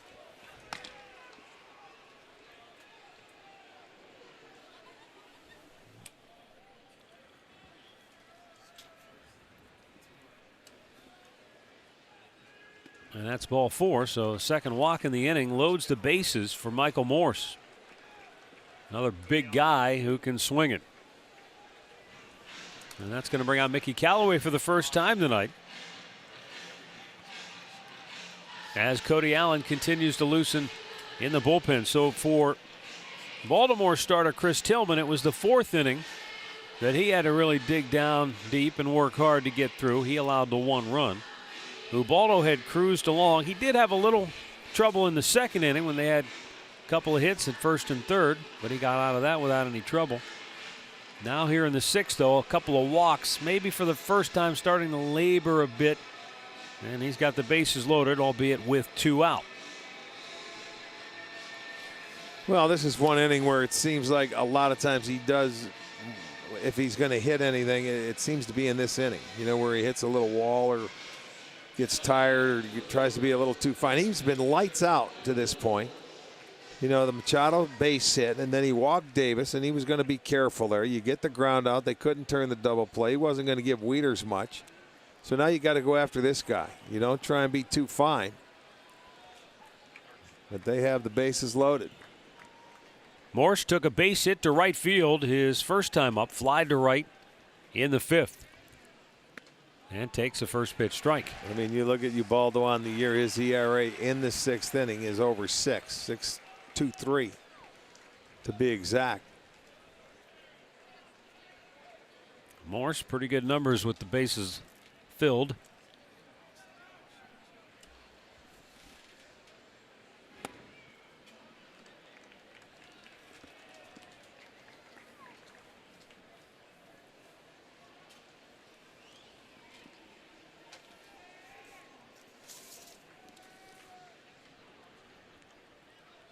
Big slugger came over from Seattle just recently. Oh, he sawed the bat off, but the ball stayed in the batter's box behind the plate. So it's a foul ball. I mean, my goodness. I don't know if I've ever seen that happen before. Wow. He checked it, and the ball went straight down and stopped like it was glued to the plate or into the dirt. Watch this. Never seen that. It hit him while he was in the batter's box, and it had a little spin to it and stayed right there behind the plate. Wow. So he's got to get a new piece of lumber, and that's too bad. That would have been a great way to get the third out. Boy, right sure there. would have, huh? Could have just stepped on the plate. Yeah. And headed off to the dugout. That's what he was aiming to do, but the ball didn't cooperate. It stayed foul. 1-2 count on Morse.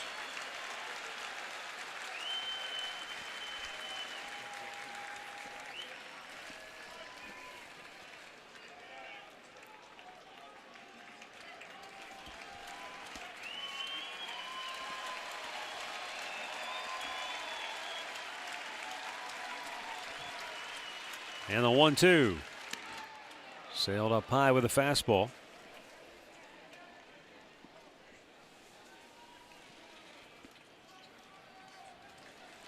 Morse has played in just over 500 major league games. He's hit 83 homers. He's driven in 272 with Seattle and the Washington Nationals. Now with Baltimore.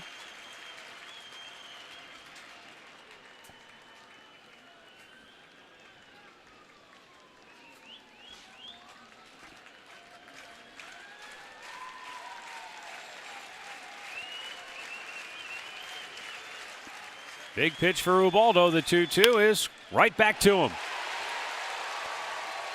And the inning is over. Baltimore leaves them loaded. Ubaldo pulls the rabbit out of the hat, gets out of trouble. We'll go to the bottom of the sixth. 1-0 Cleveland.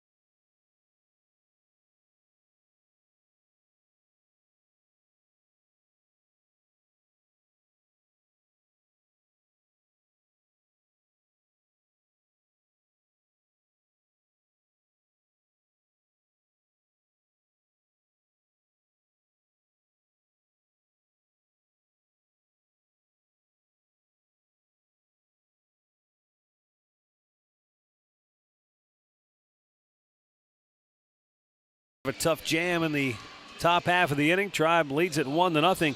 Week 2 of the high school football season kicks off Thursday night on Fox Sports Ohio as Massillon hosts the Glen Oak Eagles in a Stark County showdown. Join Jeff Phelps and Frank Stams at 7:30 Eastern on Fox Sports Ohio.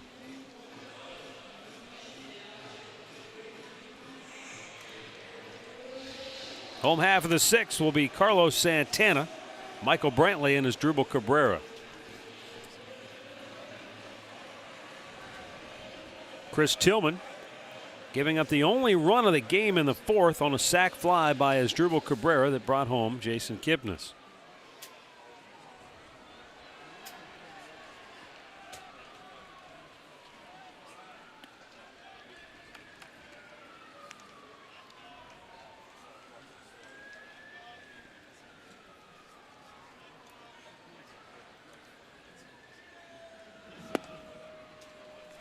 Carlos Santana takes a strike. It's 1-1.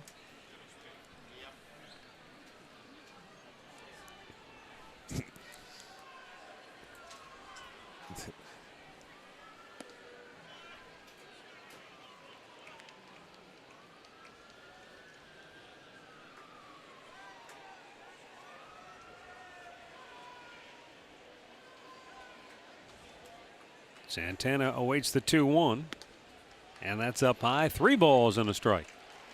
He walked his last time up. We'll see if Tillman puts him on again.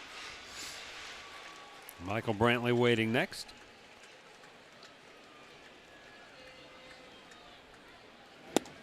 Full count.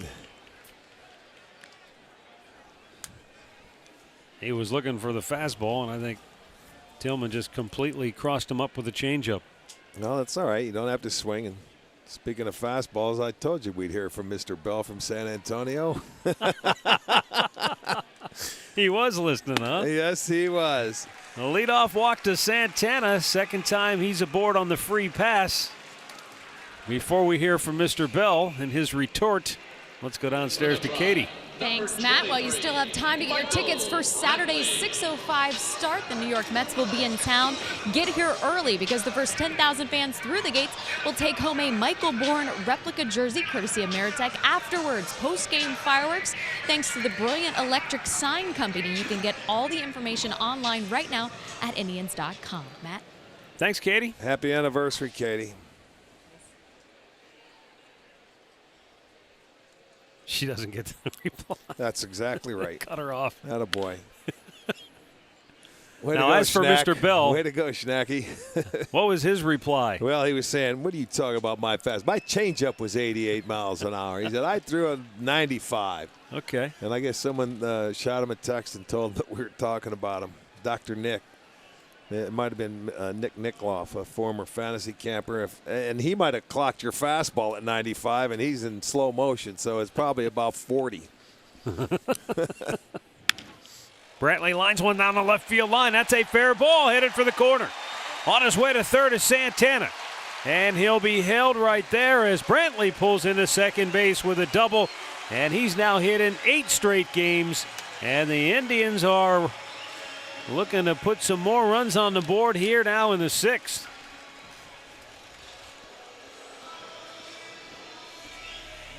Well, that's a nice piece of hitting there. Michael Brantley got a fastball belled high out over the plate and took it to left field. Down the line. So another leadoff walk. The walks are going to hurt Tillman tonight. He walked Kipnis to lead off the 4th inning. He came around to score. Now with this double, the Indians with an opportunity to add to the 1-0 lead. 8-game streak now for Michael.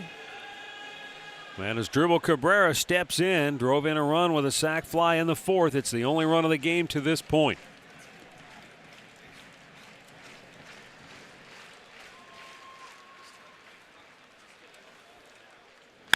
Ripped, but foul.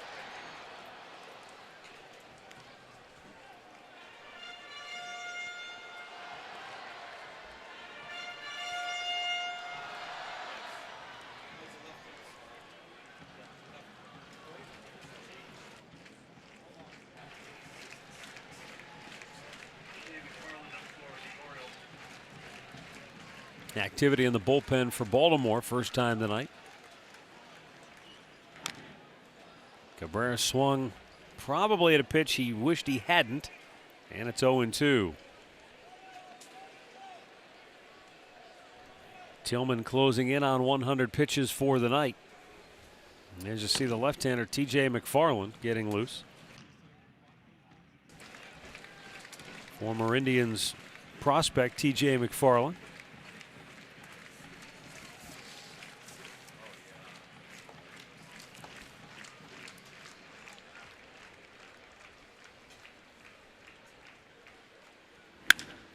That's hit pretty well. Left center field. McClough on the run. Makes the catch in deep left field. Santana tags, he will score. Brantley tags, he gets to third. So aggressive base running on both ends, and the Indians have a 2-0 lead. Cabrera with his second sac fly of the night. He now has 49 runs batted in on the year. Well, I like the hustle on Brantley's part, too. Tag up and get to third base. Now they're going to have to bring the infield in with 1 out. Makes it better to hit. So Cabrera doing his job twice tonight, getting in both runners he's had an opportunity to do. And watch Michael with that left fielder going toward left center field. Why not tag? Make him make the perfect throw, and you can see how late it is coming in. And they're just going to put Kubel on again.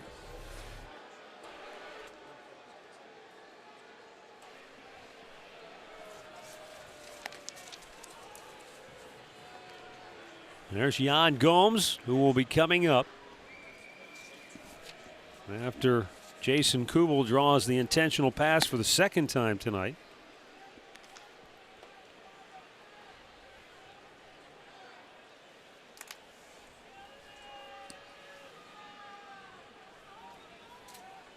Well, that's ball 4. Now, if Terry Francona was going to pinch hit for Yan Gomes, this might be the time to do it. He's going to pinch run for Kubel here as Matt Carson's going to come in the game and run for Kubel down at first. And this has nothing to do with Yan Gomes. But on the Indians bench now is Kelly Shoppach, who's back in an Indians uniform. And Kelly Shoppach is one of only 2 players to ever hit a 3-run homer off Chris Tillman. Get out. Shoppach and Alex Rodriguez are the only 2 guys that have ever hit a 3-run homer off Tillman. We talked before about all the home runs he gives up, but most of them are solo shots. Right. Well, Shoppach's the one guy has the Well, crooked he's not number. going to get a chance tonight. I'll tell you, it's going to have to be Yan Gomes, because right now he's catching a shutout, and he's going to get his opportunity to stay out there and drive in another one, or 2 first. or 3. Carson back with a dive. Gomes popped up on the infield first time up, struck out back in the 4th. Right here, just looking to get that run home from third at the minimum.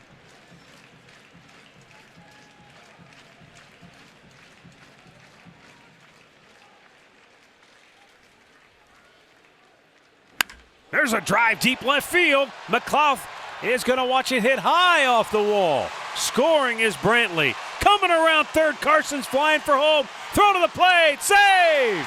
That's why you pinch run. Right there, good job. And that's why you would never pinch hit in that situation for Yan Gomes. Well, he got 2 of them home, and he's at second base, so it's a 2-run double for Gomes. But he almost hit a 3-run homer there, didn't he? Yes, he did. He came awfully close. He hammered it good off that wall in left field, and the Indians with 3 runs here in the 6th inning. They take a 4-0 lead, and that will knock Chris Tillman out of the ball game. Well, they took advantage of all the walks that Tillman had. He walked 5, 3 have scored. Good hustle by Carson, and nice move by Francona to pinch run him. And it will be shower time for Tillman. The move pays off. Tillman's night is over. Today's Cleveland Clinic called to the bullpen. Left-hander T.J. McFarland coming on when we come back.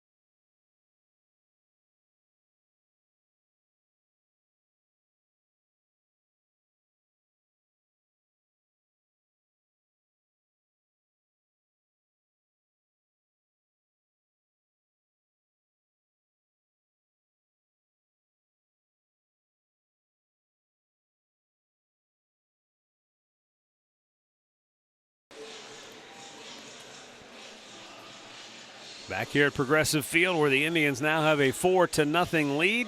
Take a look in from our Panini's cam, brought to you by Panini's Bar and Grill.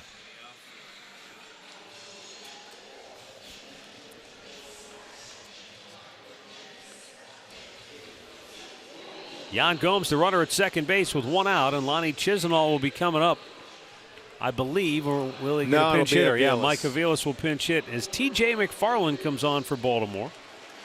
The Orioles snatched him out of the Indians organization in this past winter's Rule 5 draft, which meant he had to make Baltimore's club or they had to send him back to Cleveland. And stay here all year, right? And he's got to stay there all year. Well, he's probably going to do that now if he's made it this far. I would think he's so. had a pretty good year, too. I mean, for a young pitcher, 30 appearances, so they've limited him to a certain degree, 64 2/3 innings. And a fastball strike to Mike Aviles, who gets his first at-bat of the ball game. As a pinch hitter, Aviles has gone 4 for 12.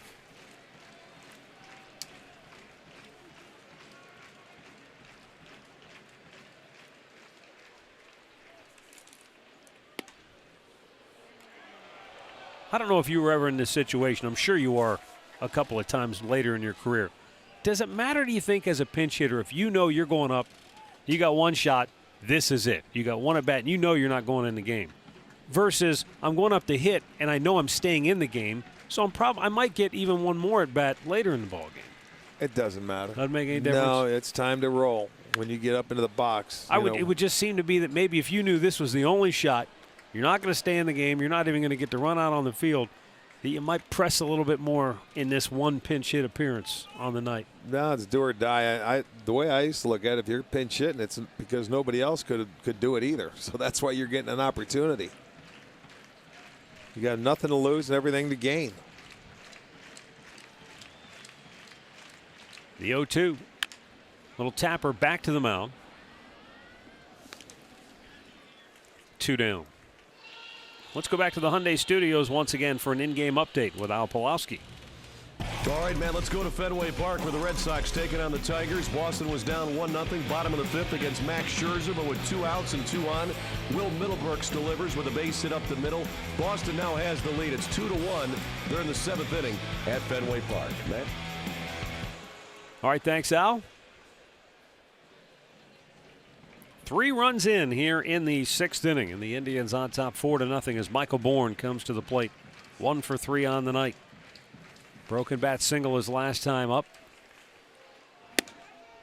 A snap throw down to second, but Gomes is back in with a slide.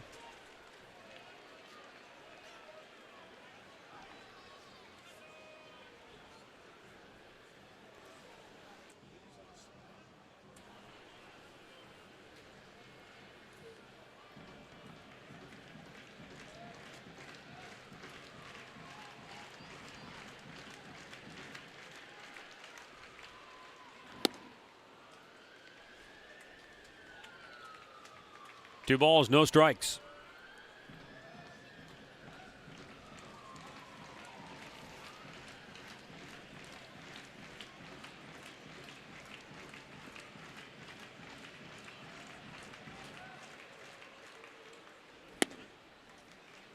Low, and it's 3-0.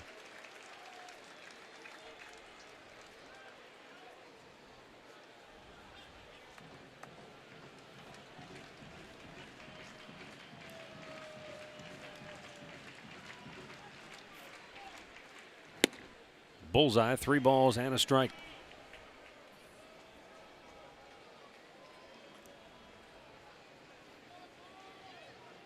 T.J. McFarland, a native of Illinois.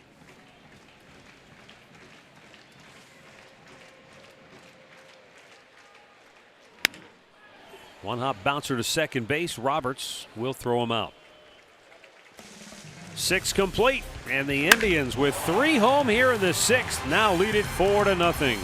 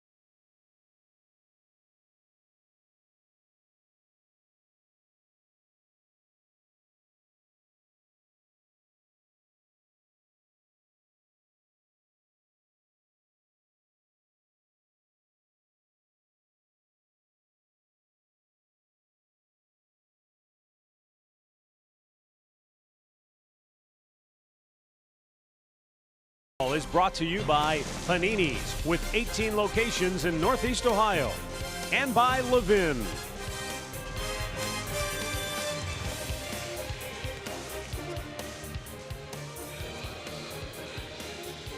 Beautiful night here in downtown Cleveland, and all the more beautiful by that score. The Indians up 4-0 as we go to the 7th inning. And today's Cleveland Clinic call to the bullpen is for Cody Allen, on in relief of Ubaldo Jimenez, who turned in another terrific performance here tonight. 6 innings of shutout baseball. Yeah, he really did. Ubaldo threw the ball very well. 4 hits, 4 strikeouts, couple of walks. Got out of last inning, and we'll turn it over to the bullpen with a 4-run lead. So Cody Allen coming on. Micah Bayless remains in the game at third base. And then Matt Carson out in right field, who scored from first after they pinch ran. Here's the AT&T U-verse rewind tonight. Ubaldo Jimenez struck out Chris Davis in the first. Boy, he really jammed Markakis in that 2nd inning. That was with runners at first and third. That was a key at bat early. Yeah, look at that one. That was unbelievable. He used his fastball, just what they said. Then he set him up, threw some nice breaking balls, got out of the last inning. He pitched well tonight, really did, and he's been on some kind of roll. They finally got him some run support tonight.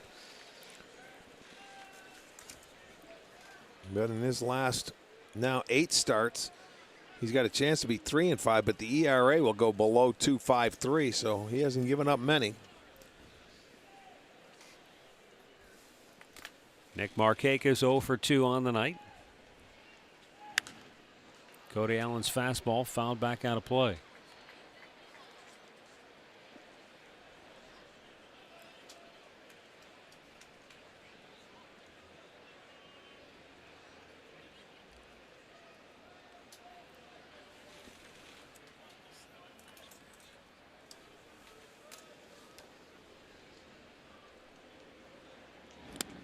Slider down on the dirt. Did he go after it? Yes, he did. And it's 0-2. I don't think Markakis is in complete agreement there. Take another look. Well, I have a tendency to agree with him. But right now he's 0-2.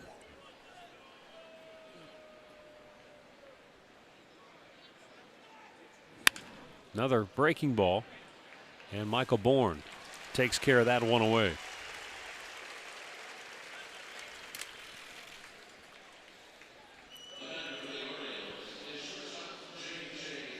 J.J. Hardy 1 for 2. He singled in the 5th inning.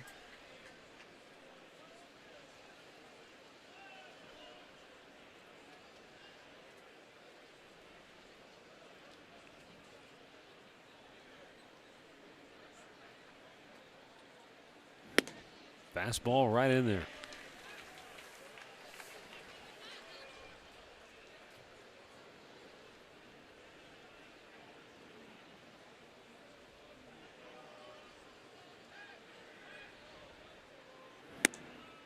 It's outside. 1 ball, 1 strike.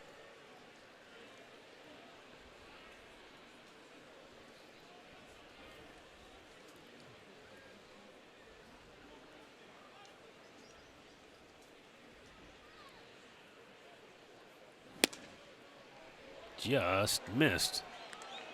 2-1.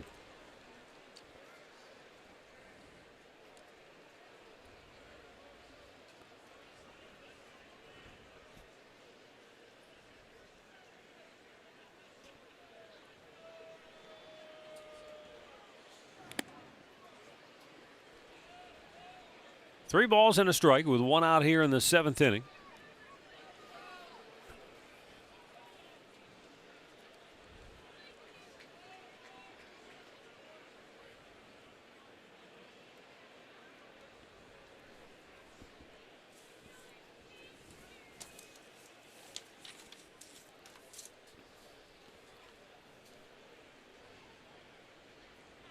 Cody Allen lets it go, and it's ball 4. 1 on, 1 out for Nate McLouth as Yan Gomes goes out to chat. Same 2 teams tomorrow night. Series wraps up, and it will be Zach McAllister for the Indians And the scheduled starter, Miguel Gonzalez, has been scratched, and Zach Britton will pitch tomorrow night for Baltimore. Britton was just called up to the Orioles, I think, yesterday. Yeah, you're right. He certainly was.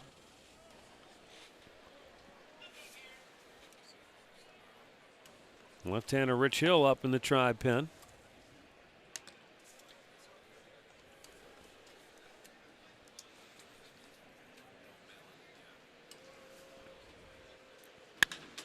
And McLeod with a line drive base hit into right field. Stopping at second base is J.J. Hardy.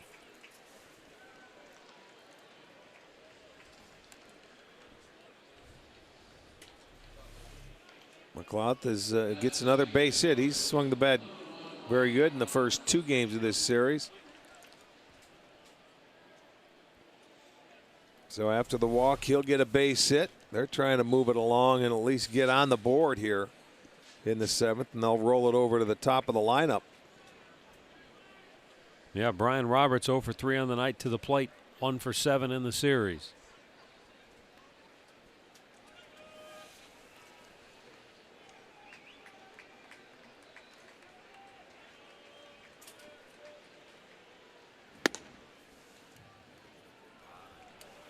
Ball 1.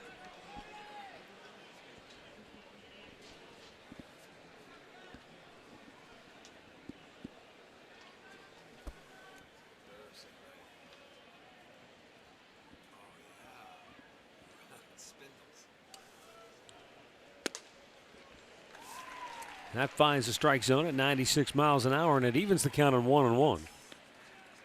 Joe Smith is getting up, and he'll join the left-hander Hill in the Tribe bullpen in this 7th inning.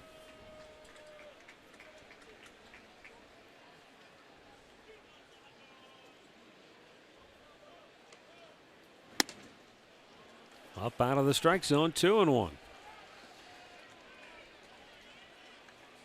There's the double barrel action in the Tribe pen, but right now it's on Cody Allen. Now they have enough guys. They could use that 3rd mound out there if they wanted to.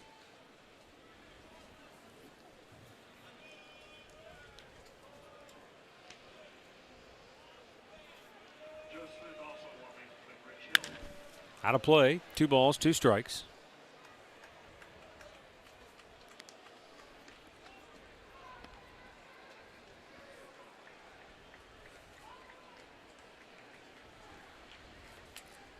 J.J. Hardy, who walked, is at second base, and McLeod, who singled, is at first.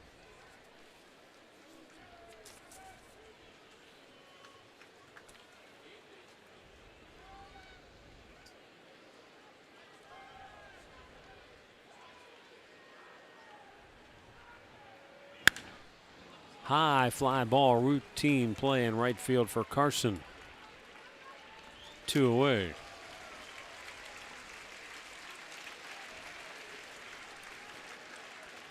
I'm going to bring up Manny Machado. Machado, 1 for 3 on the night. He singled his last time up. 2nd hit of the series.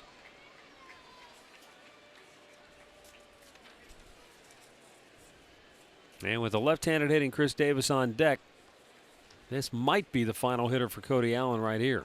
If he can get him and get out of the inning, that would be huge. If he doesn't, and Terry Francona has the left-hander for Davis.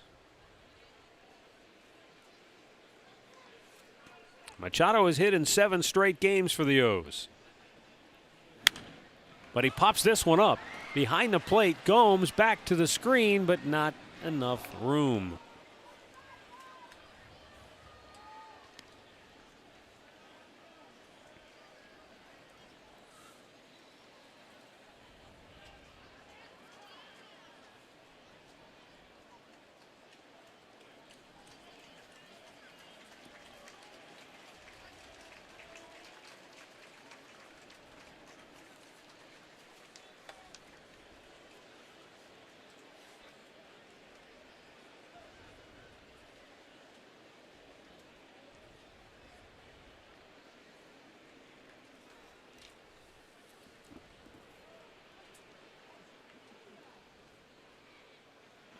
Swung on and missed.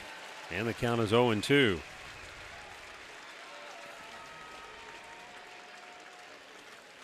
Machado started the night with 172 hits.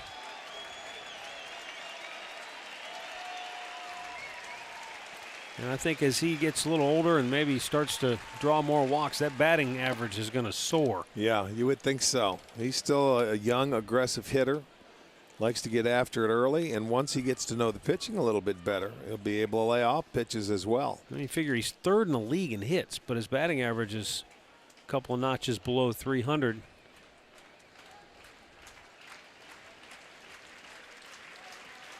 Right now, Cody Allen just wants to get out of the inning here with 2 on and 2 out. And the 1-2 pitch in the air, left field. Routine from Michael Brantley.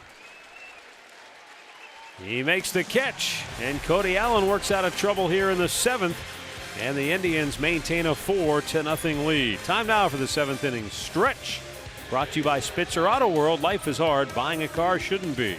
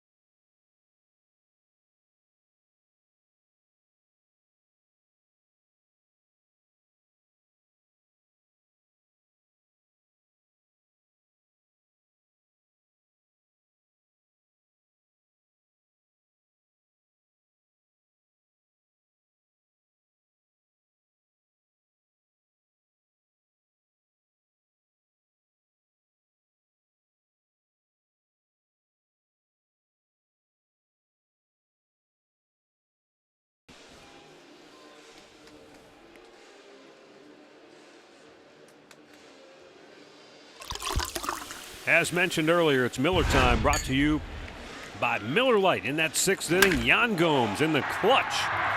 Drives one high off the wall, driving in a pair.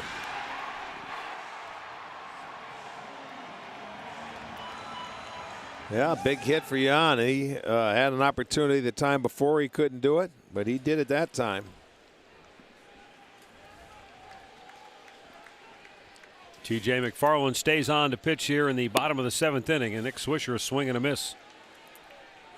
Fastball down and away.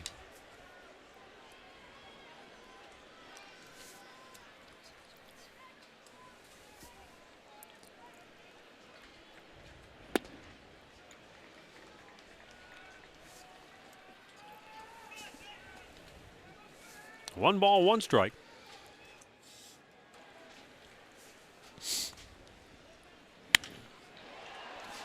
In the air to center field, and Adam Jones makes the catch.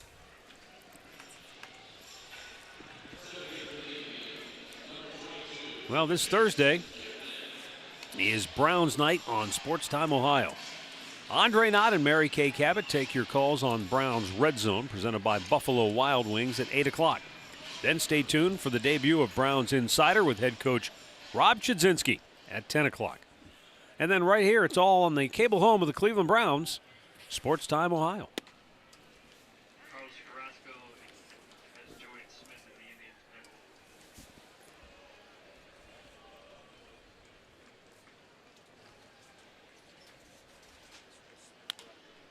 Fouled first base side by Jason Kipnis. Kipnis doubled with 2 outs in the first inning, but he walked to start the fourth. And that walk really seemed to catapult the Indians. You know, it's just a little thing. It's just a walk. But then Santana took a walk after that, a sacrifice bunt, a sac fly. Boom, you got a 1-run lead. And Ubaldo pitched well enough to make that stand up 2 innings later. Leadoff walk again starts the inning for that time for Santana. Another sac fly. And then Gomes delivered the big 2-run hit, the double. Kipnis crossed up, strikes out, 2 down.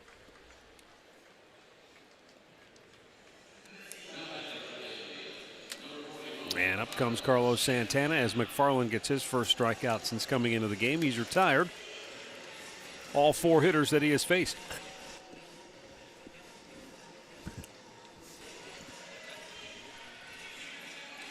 Santana's walked twice and scored a run.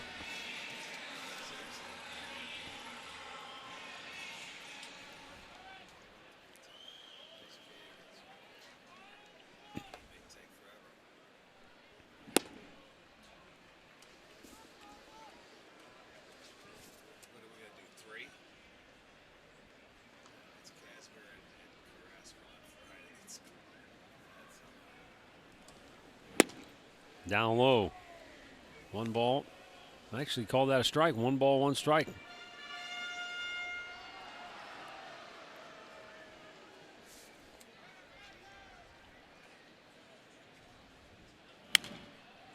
Out of play.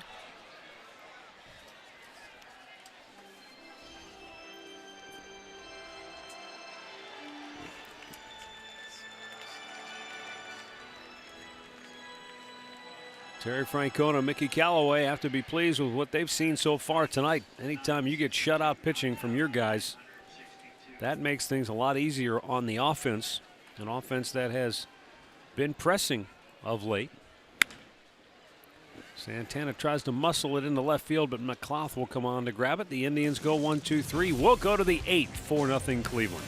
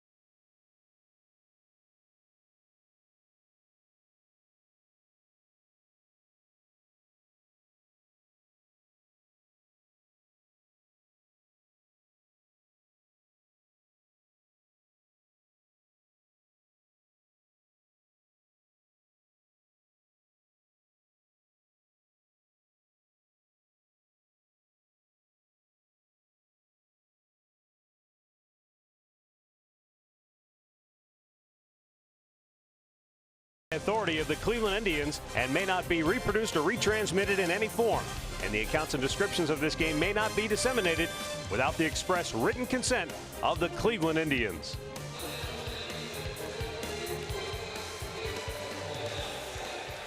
Stay tuned for Indians Live, brought to you by Conrad's Tire Express and Total Car Care. Coming up next here on Sports Time Ohio. Going here to the 8th inning.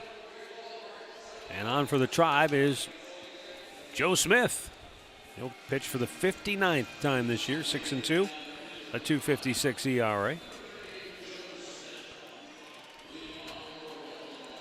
It's been a while since it seems like he's never been able to pitch with a lead for a while. Coming out here tonight, 4-0. Cody Allen won an inning, gave up a hit, a walk.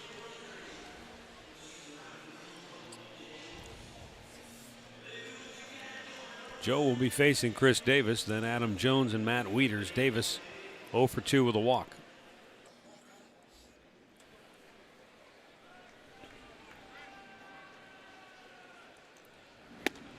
And he takes a strike.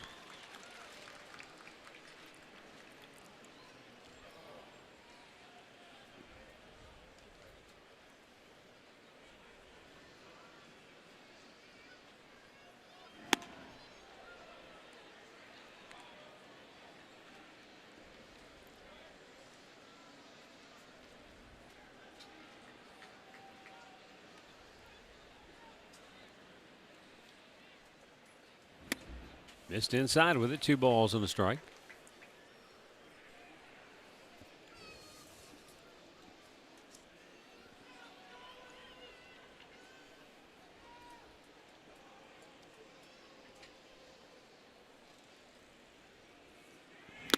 Swung on and missed. There it was. Elevated it. Yeah, he was looking for something in there, and he got it. He took a healthy cut.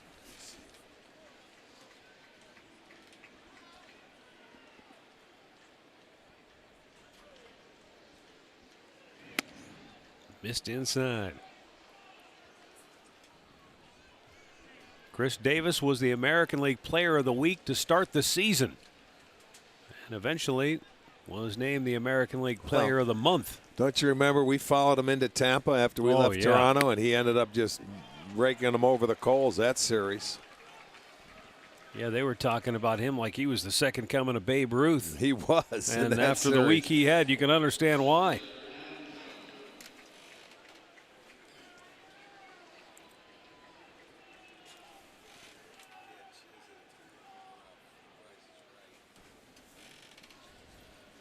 Adam Jones is 1 for 3 on the night.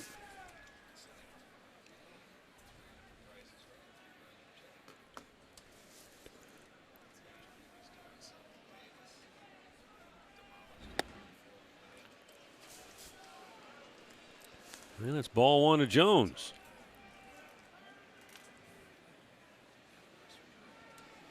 Adam Jones, a 3-time All-Star now, and he's got a couple of Gold Gloves as well. And Joe Smith's having a tough time. He's all over the place. Counts 2-0. He wants a new baseball.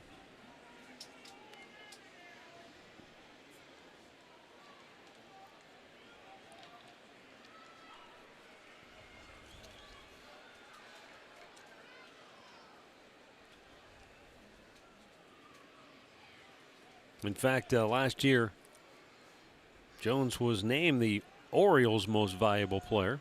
Second straight year he's won that award.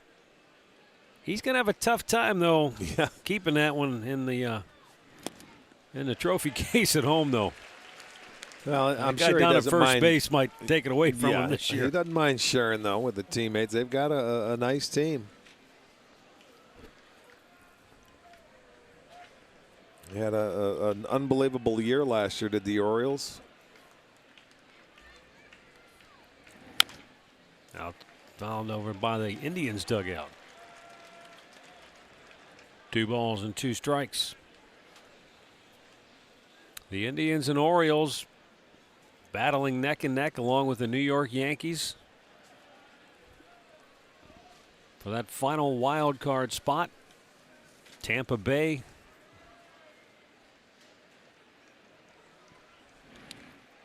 did he swing at it? He did. He swung and missed, and he's going to get the. Well, he'll he's be out. But yeah, I was. And a wild I thought pitch. for sure that glanced off the bat, but when he took off running, I assumed it did not. So Davis down to second base on the wild pitch. Well, as we said, he likes to swing the bat, and this one not even close. He couldn't hold it up. He just wanted to run, but first base was occupied. But that'll send Davis down to second.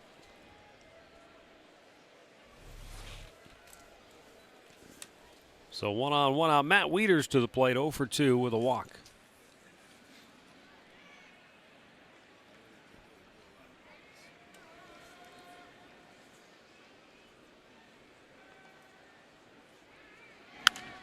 Out of play.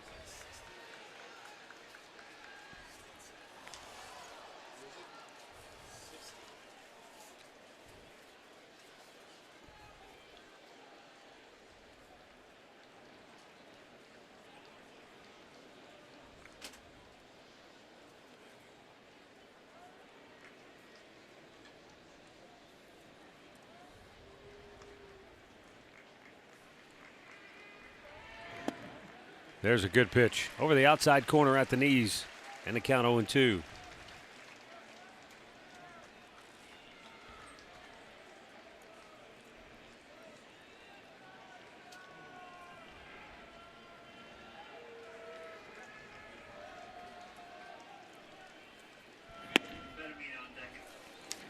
Went to the fastball and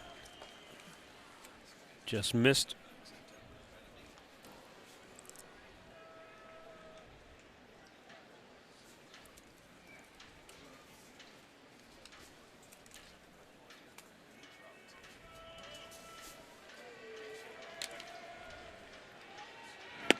Inside corner, called third strike.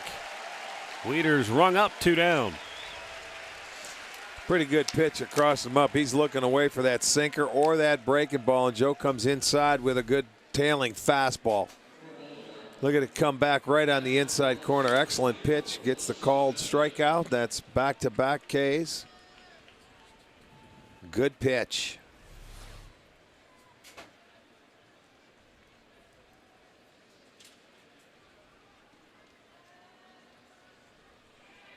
Wilson Betemeet will pinch hit here. Betemeet, the switch hitter.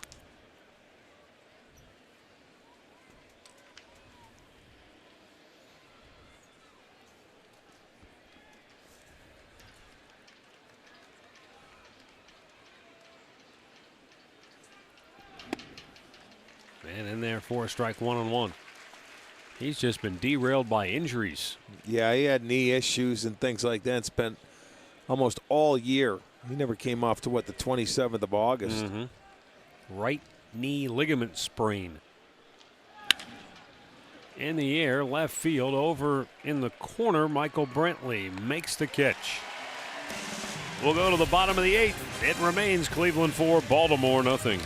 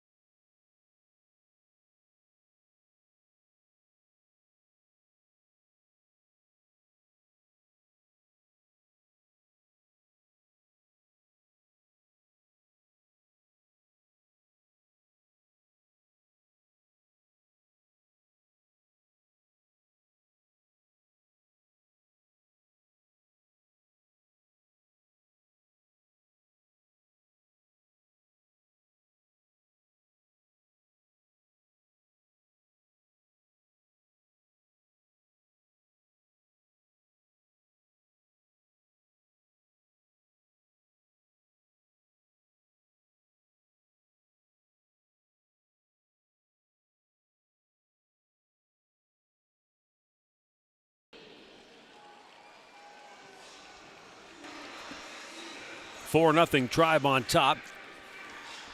Heading to the bottom of the 8th inning. The keys to the game brought to you by Akron Children's Hospital. As we look back, Ubaldo Jimenez keep it down. He kept it anywhere but in the strike zone for Baltimore hitters.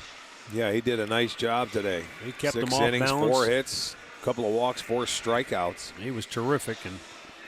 And the Indians, they pecked away and finally got to Tillman. The walks hurt Tillman. You know, he had 5 of them. 3 of them came around to score. They didn't have many hits off him, but they just found their way to get a few doubles at the right time. This guy had 1 of them, and it set up that 6th inning.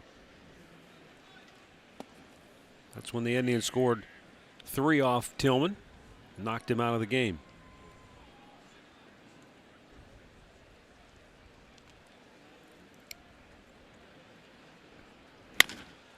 Big bouncer to second base, and Brian Roberts throws out Brantley 1 away.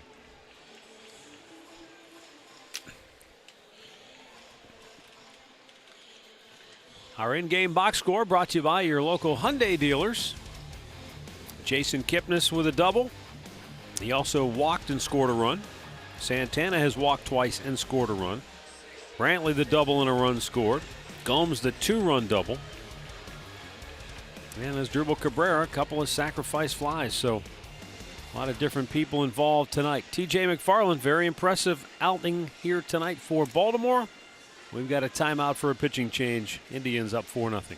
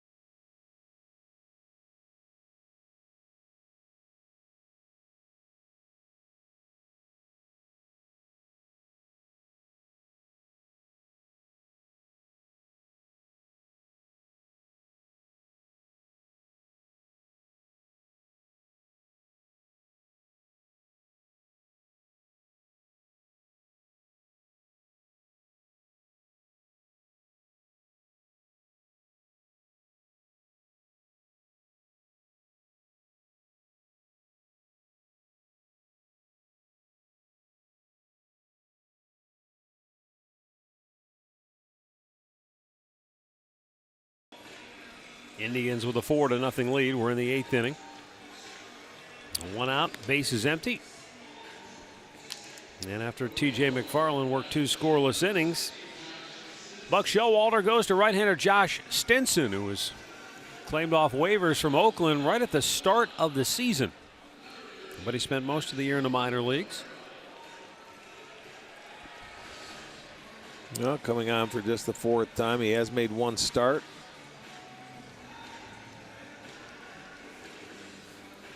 So Cabrera, guy with a couple of RBIs, all on sacrifice flies. 1 to center, 1 to left.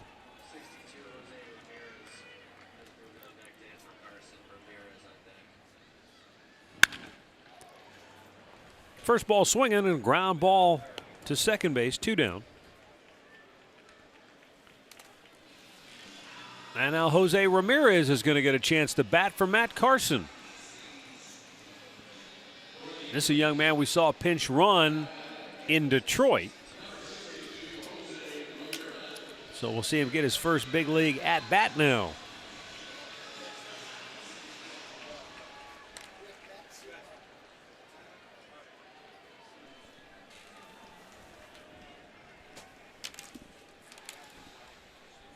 Ramirez takes it's up high, ball 1.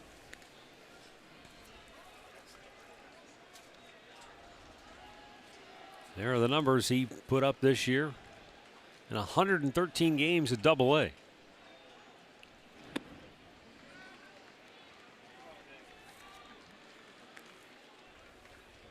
Ramirez was signed out of the Dominican Republic back in 2000. and 11. Led the entire Indians player development system in batting average that year when he hit 325. So that's not too shabby. Your first year in pro baseball, he went out and hit 325, and he followed that up. Last year, he hit 364 at Lake County. So he came into this year with a career minor league average in 2 seasons of 342.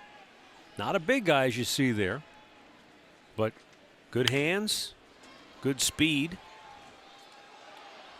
Well, one of those guys that has to utilize that. Hit the ball on the ground, run, learn how to bunt.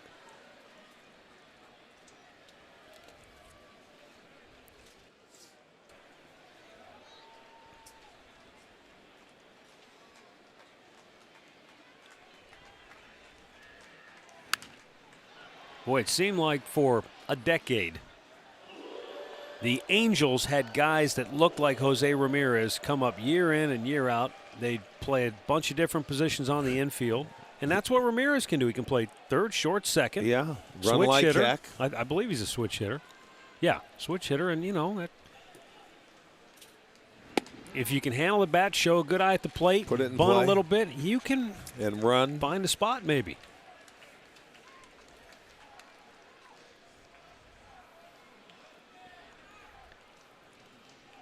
He's worked the count full.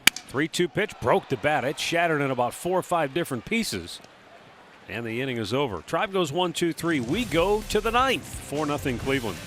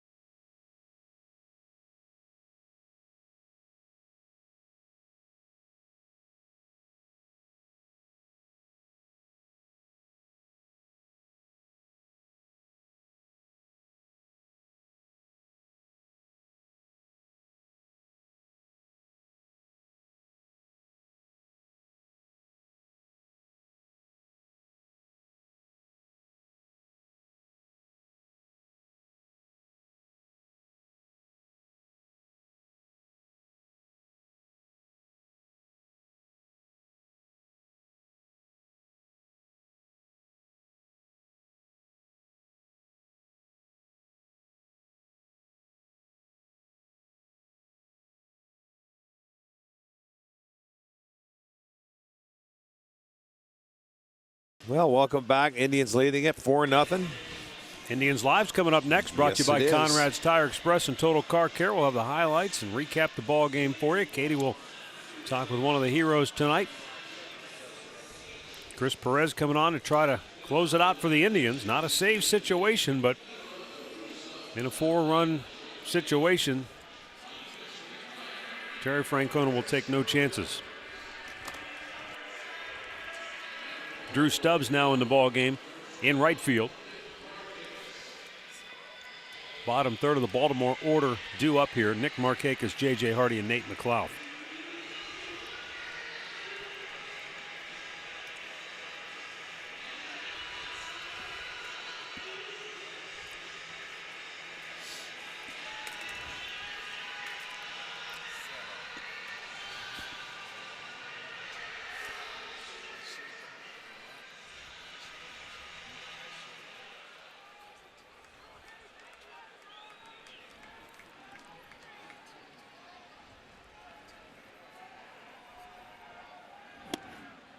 Pitch in there for a strike. Markakis is fouled out, struck out, flied out.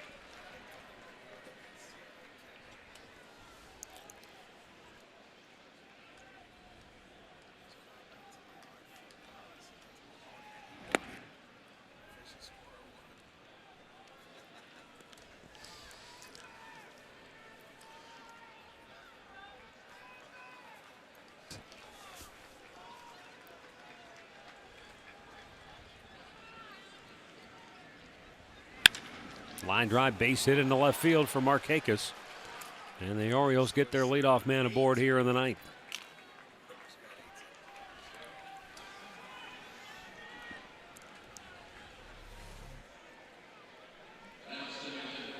That just right over the middle of the plate. Yeah, and you see what he does. And he's been struggling to swing the bat, but it was down there where he likes it, and he drives it past Cabrera into left field.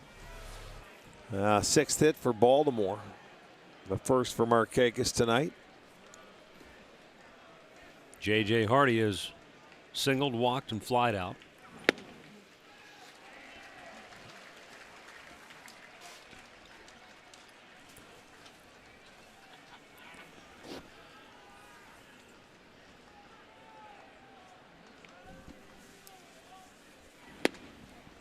Over the outside corner. And it's quickly 0-2.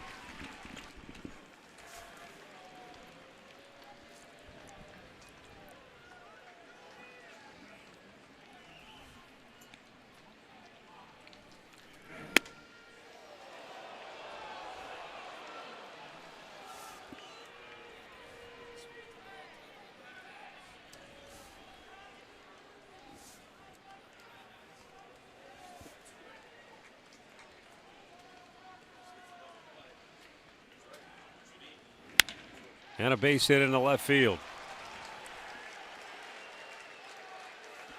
Now, this is getting a little dicey. 2 on, nobody out. And Nate McLeod coming up. Yeah, a little slider out over the plate, and he pulls it in the hole. So now you've got back-to-back singles. And then they're going to roll it over to the top of the lineup.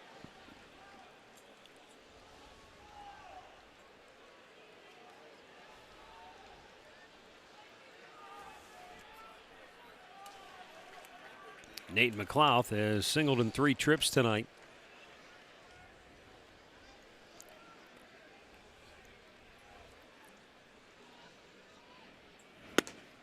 Up high, ball 1.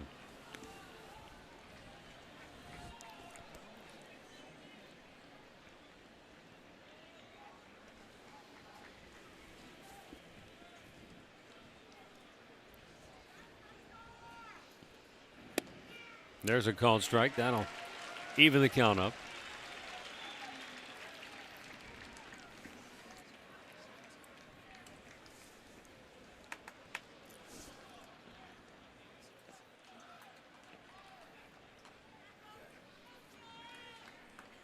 Now the 1-1.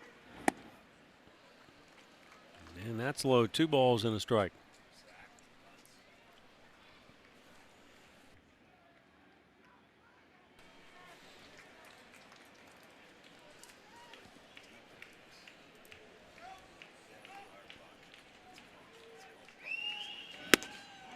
Threw it by him there. And a count 2-2.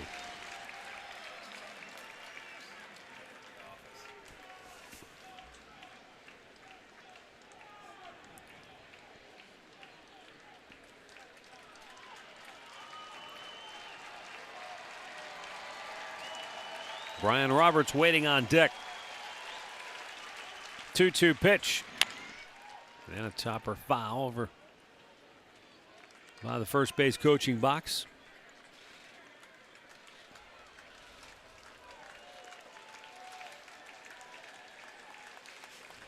$9,962 the attendance here tonight.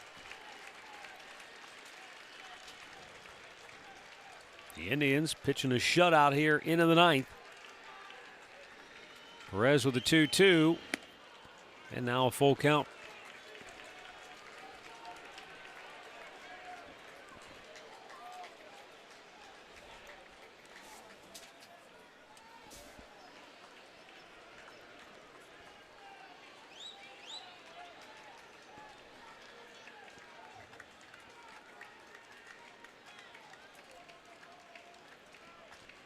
Payoff pitch. Drilled. Deep right. Stubbs back. Gone. And just like that, it's a 1-run game. Nate McLeod with a 3-run homer, his 11th home run of the year. his second home run of the series. And it was a quick blast that got out of here in a hurry. And so still nobody out in the inning, and now it's a one-run game.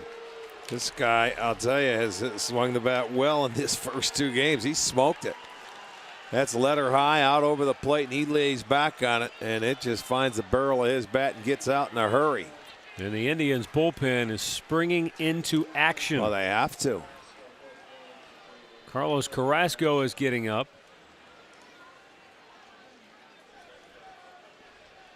Not sure who else is out there, but they've got 2 arms getting loose in a hurry. Rich Hill, left-hander, up. Again, Hill's up. You got to imagine for Chris Davis, who now is due up 3rd in the inning because there's nobody out. It's essentially like if you're Chris Perez, if you can, you just wipe everything clean and say, okay, we're starting. It's a new inning. It's a one-run game now. Well, you have to do that mentally, but you've got to make some good pitches.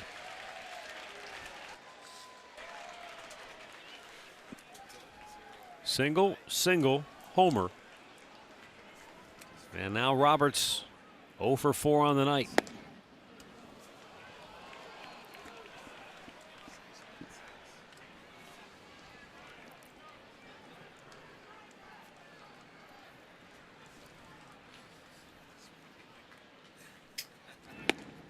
There's a called strike.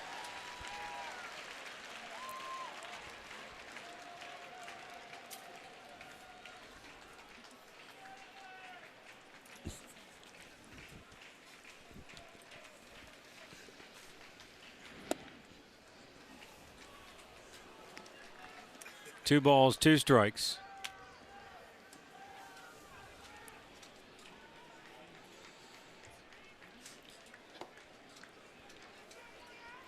Manny Machado waiting on deck, the 2-2.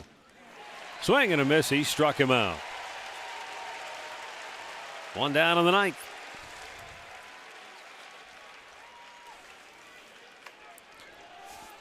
Roberts now 0 for 5 in the game. It looked like he had one to hit, but that had some pretty good tailing action to it. But I don't think that's where they wanted it. It tails back out over the plate. Gomes catches it on the outside corner. Gets the strikeout, though. Out number 1, and he needed that. Manny Machado is 1 for 4 on the night.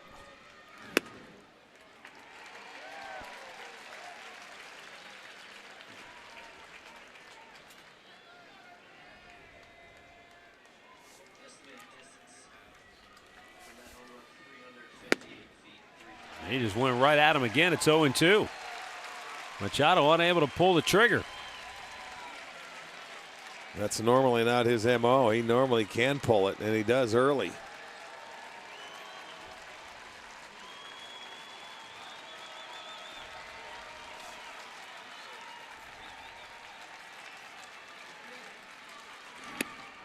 Whoa, that was very close. Shooting for that outside corner and maybe just a bit off the dish. Yeah, I mean, that was the teaser pitch. It's off the dish. He wants it to come back and hit it, but it just stayed out there a little bit. Going out there again, this time with a slider. And Machado chased it for strikeout number 2 in the inning. And that will leave it up to Chris Davis for Baltimore. Yeah, got him to swing at a pitch out of the zone.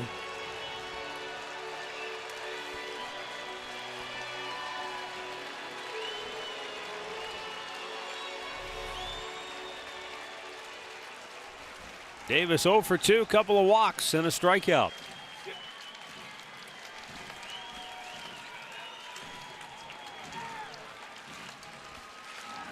Swung on and missed. Started him off with an off-speed pitch.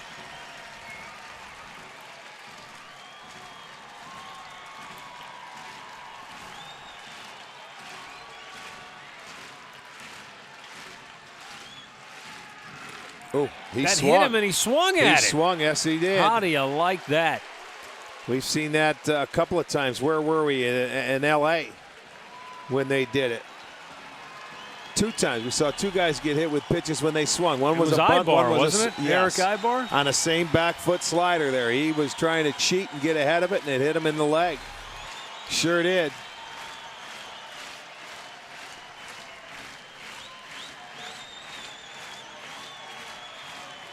One strike away, the 0-2 pitch. Just a bit high, I guess. That looked belt high right down the middle.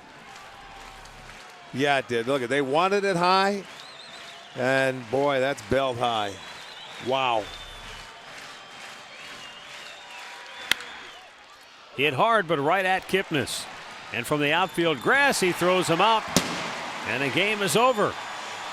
So Chris Perez gives up 3 quick ones and then goes 1, 2, 3. And the Indians hang on for a 4-3 victory here tonight. Ubaldo Jimenez gets the win. He goes to 10-9. Chris Tillman, the loser, he drops to 15-5. With a win, the Indians go to 73-65. Baltimore drops to 73-64. Baltimore will stay a half game in front of the Indians, but the Tribe is staying right there in the thick of this wild card race with a desperately needed victory here tonight. And really a great job by Ubaldo Jimenez, but more importantly, Rick, the Indians offense finally found a way to break through and put some runs on the board. Yeah, you know, it wasn't done by magic, and they didn't outslug them, but you know what, they did the little things well. They got the inning started, then they moved it along. They had a couple of big hits, but I think the key was Ubaldo Jimenez went out there and really pitched a good 6 innings. Well, since you brought it up, how about the key to the game brought to you by KeyBank?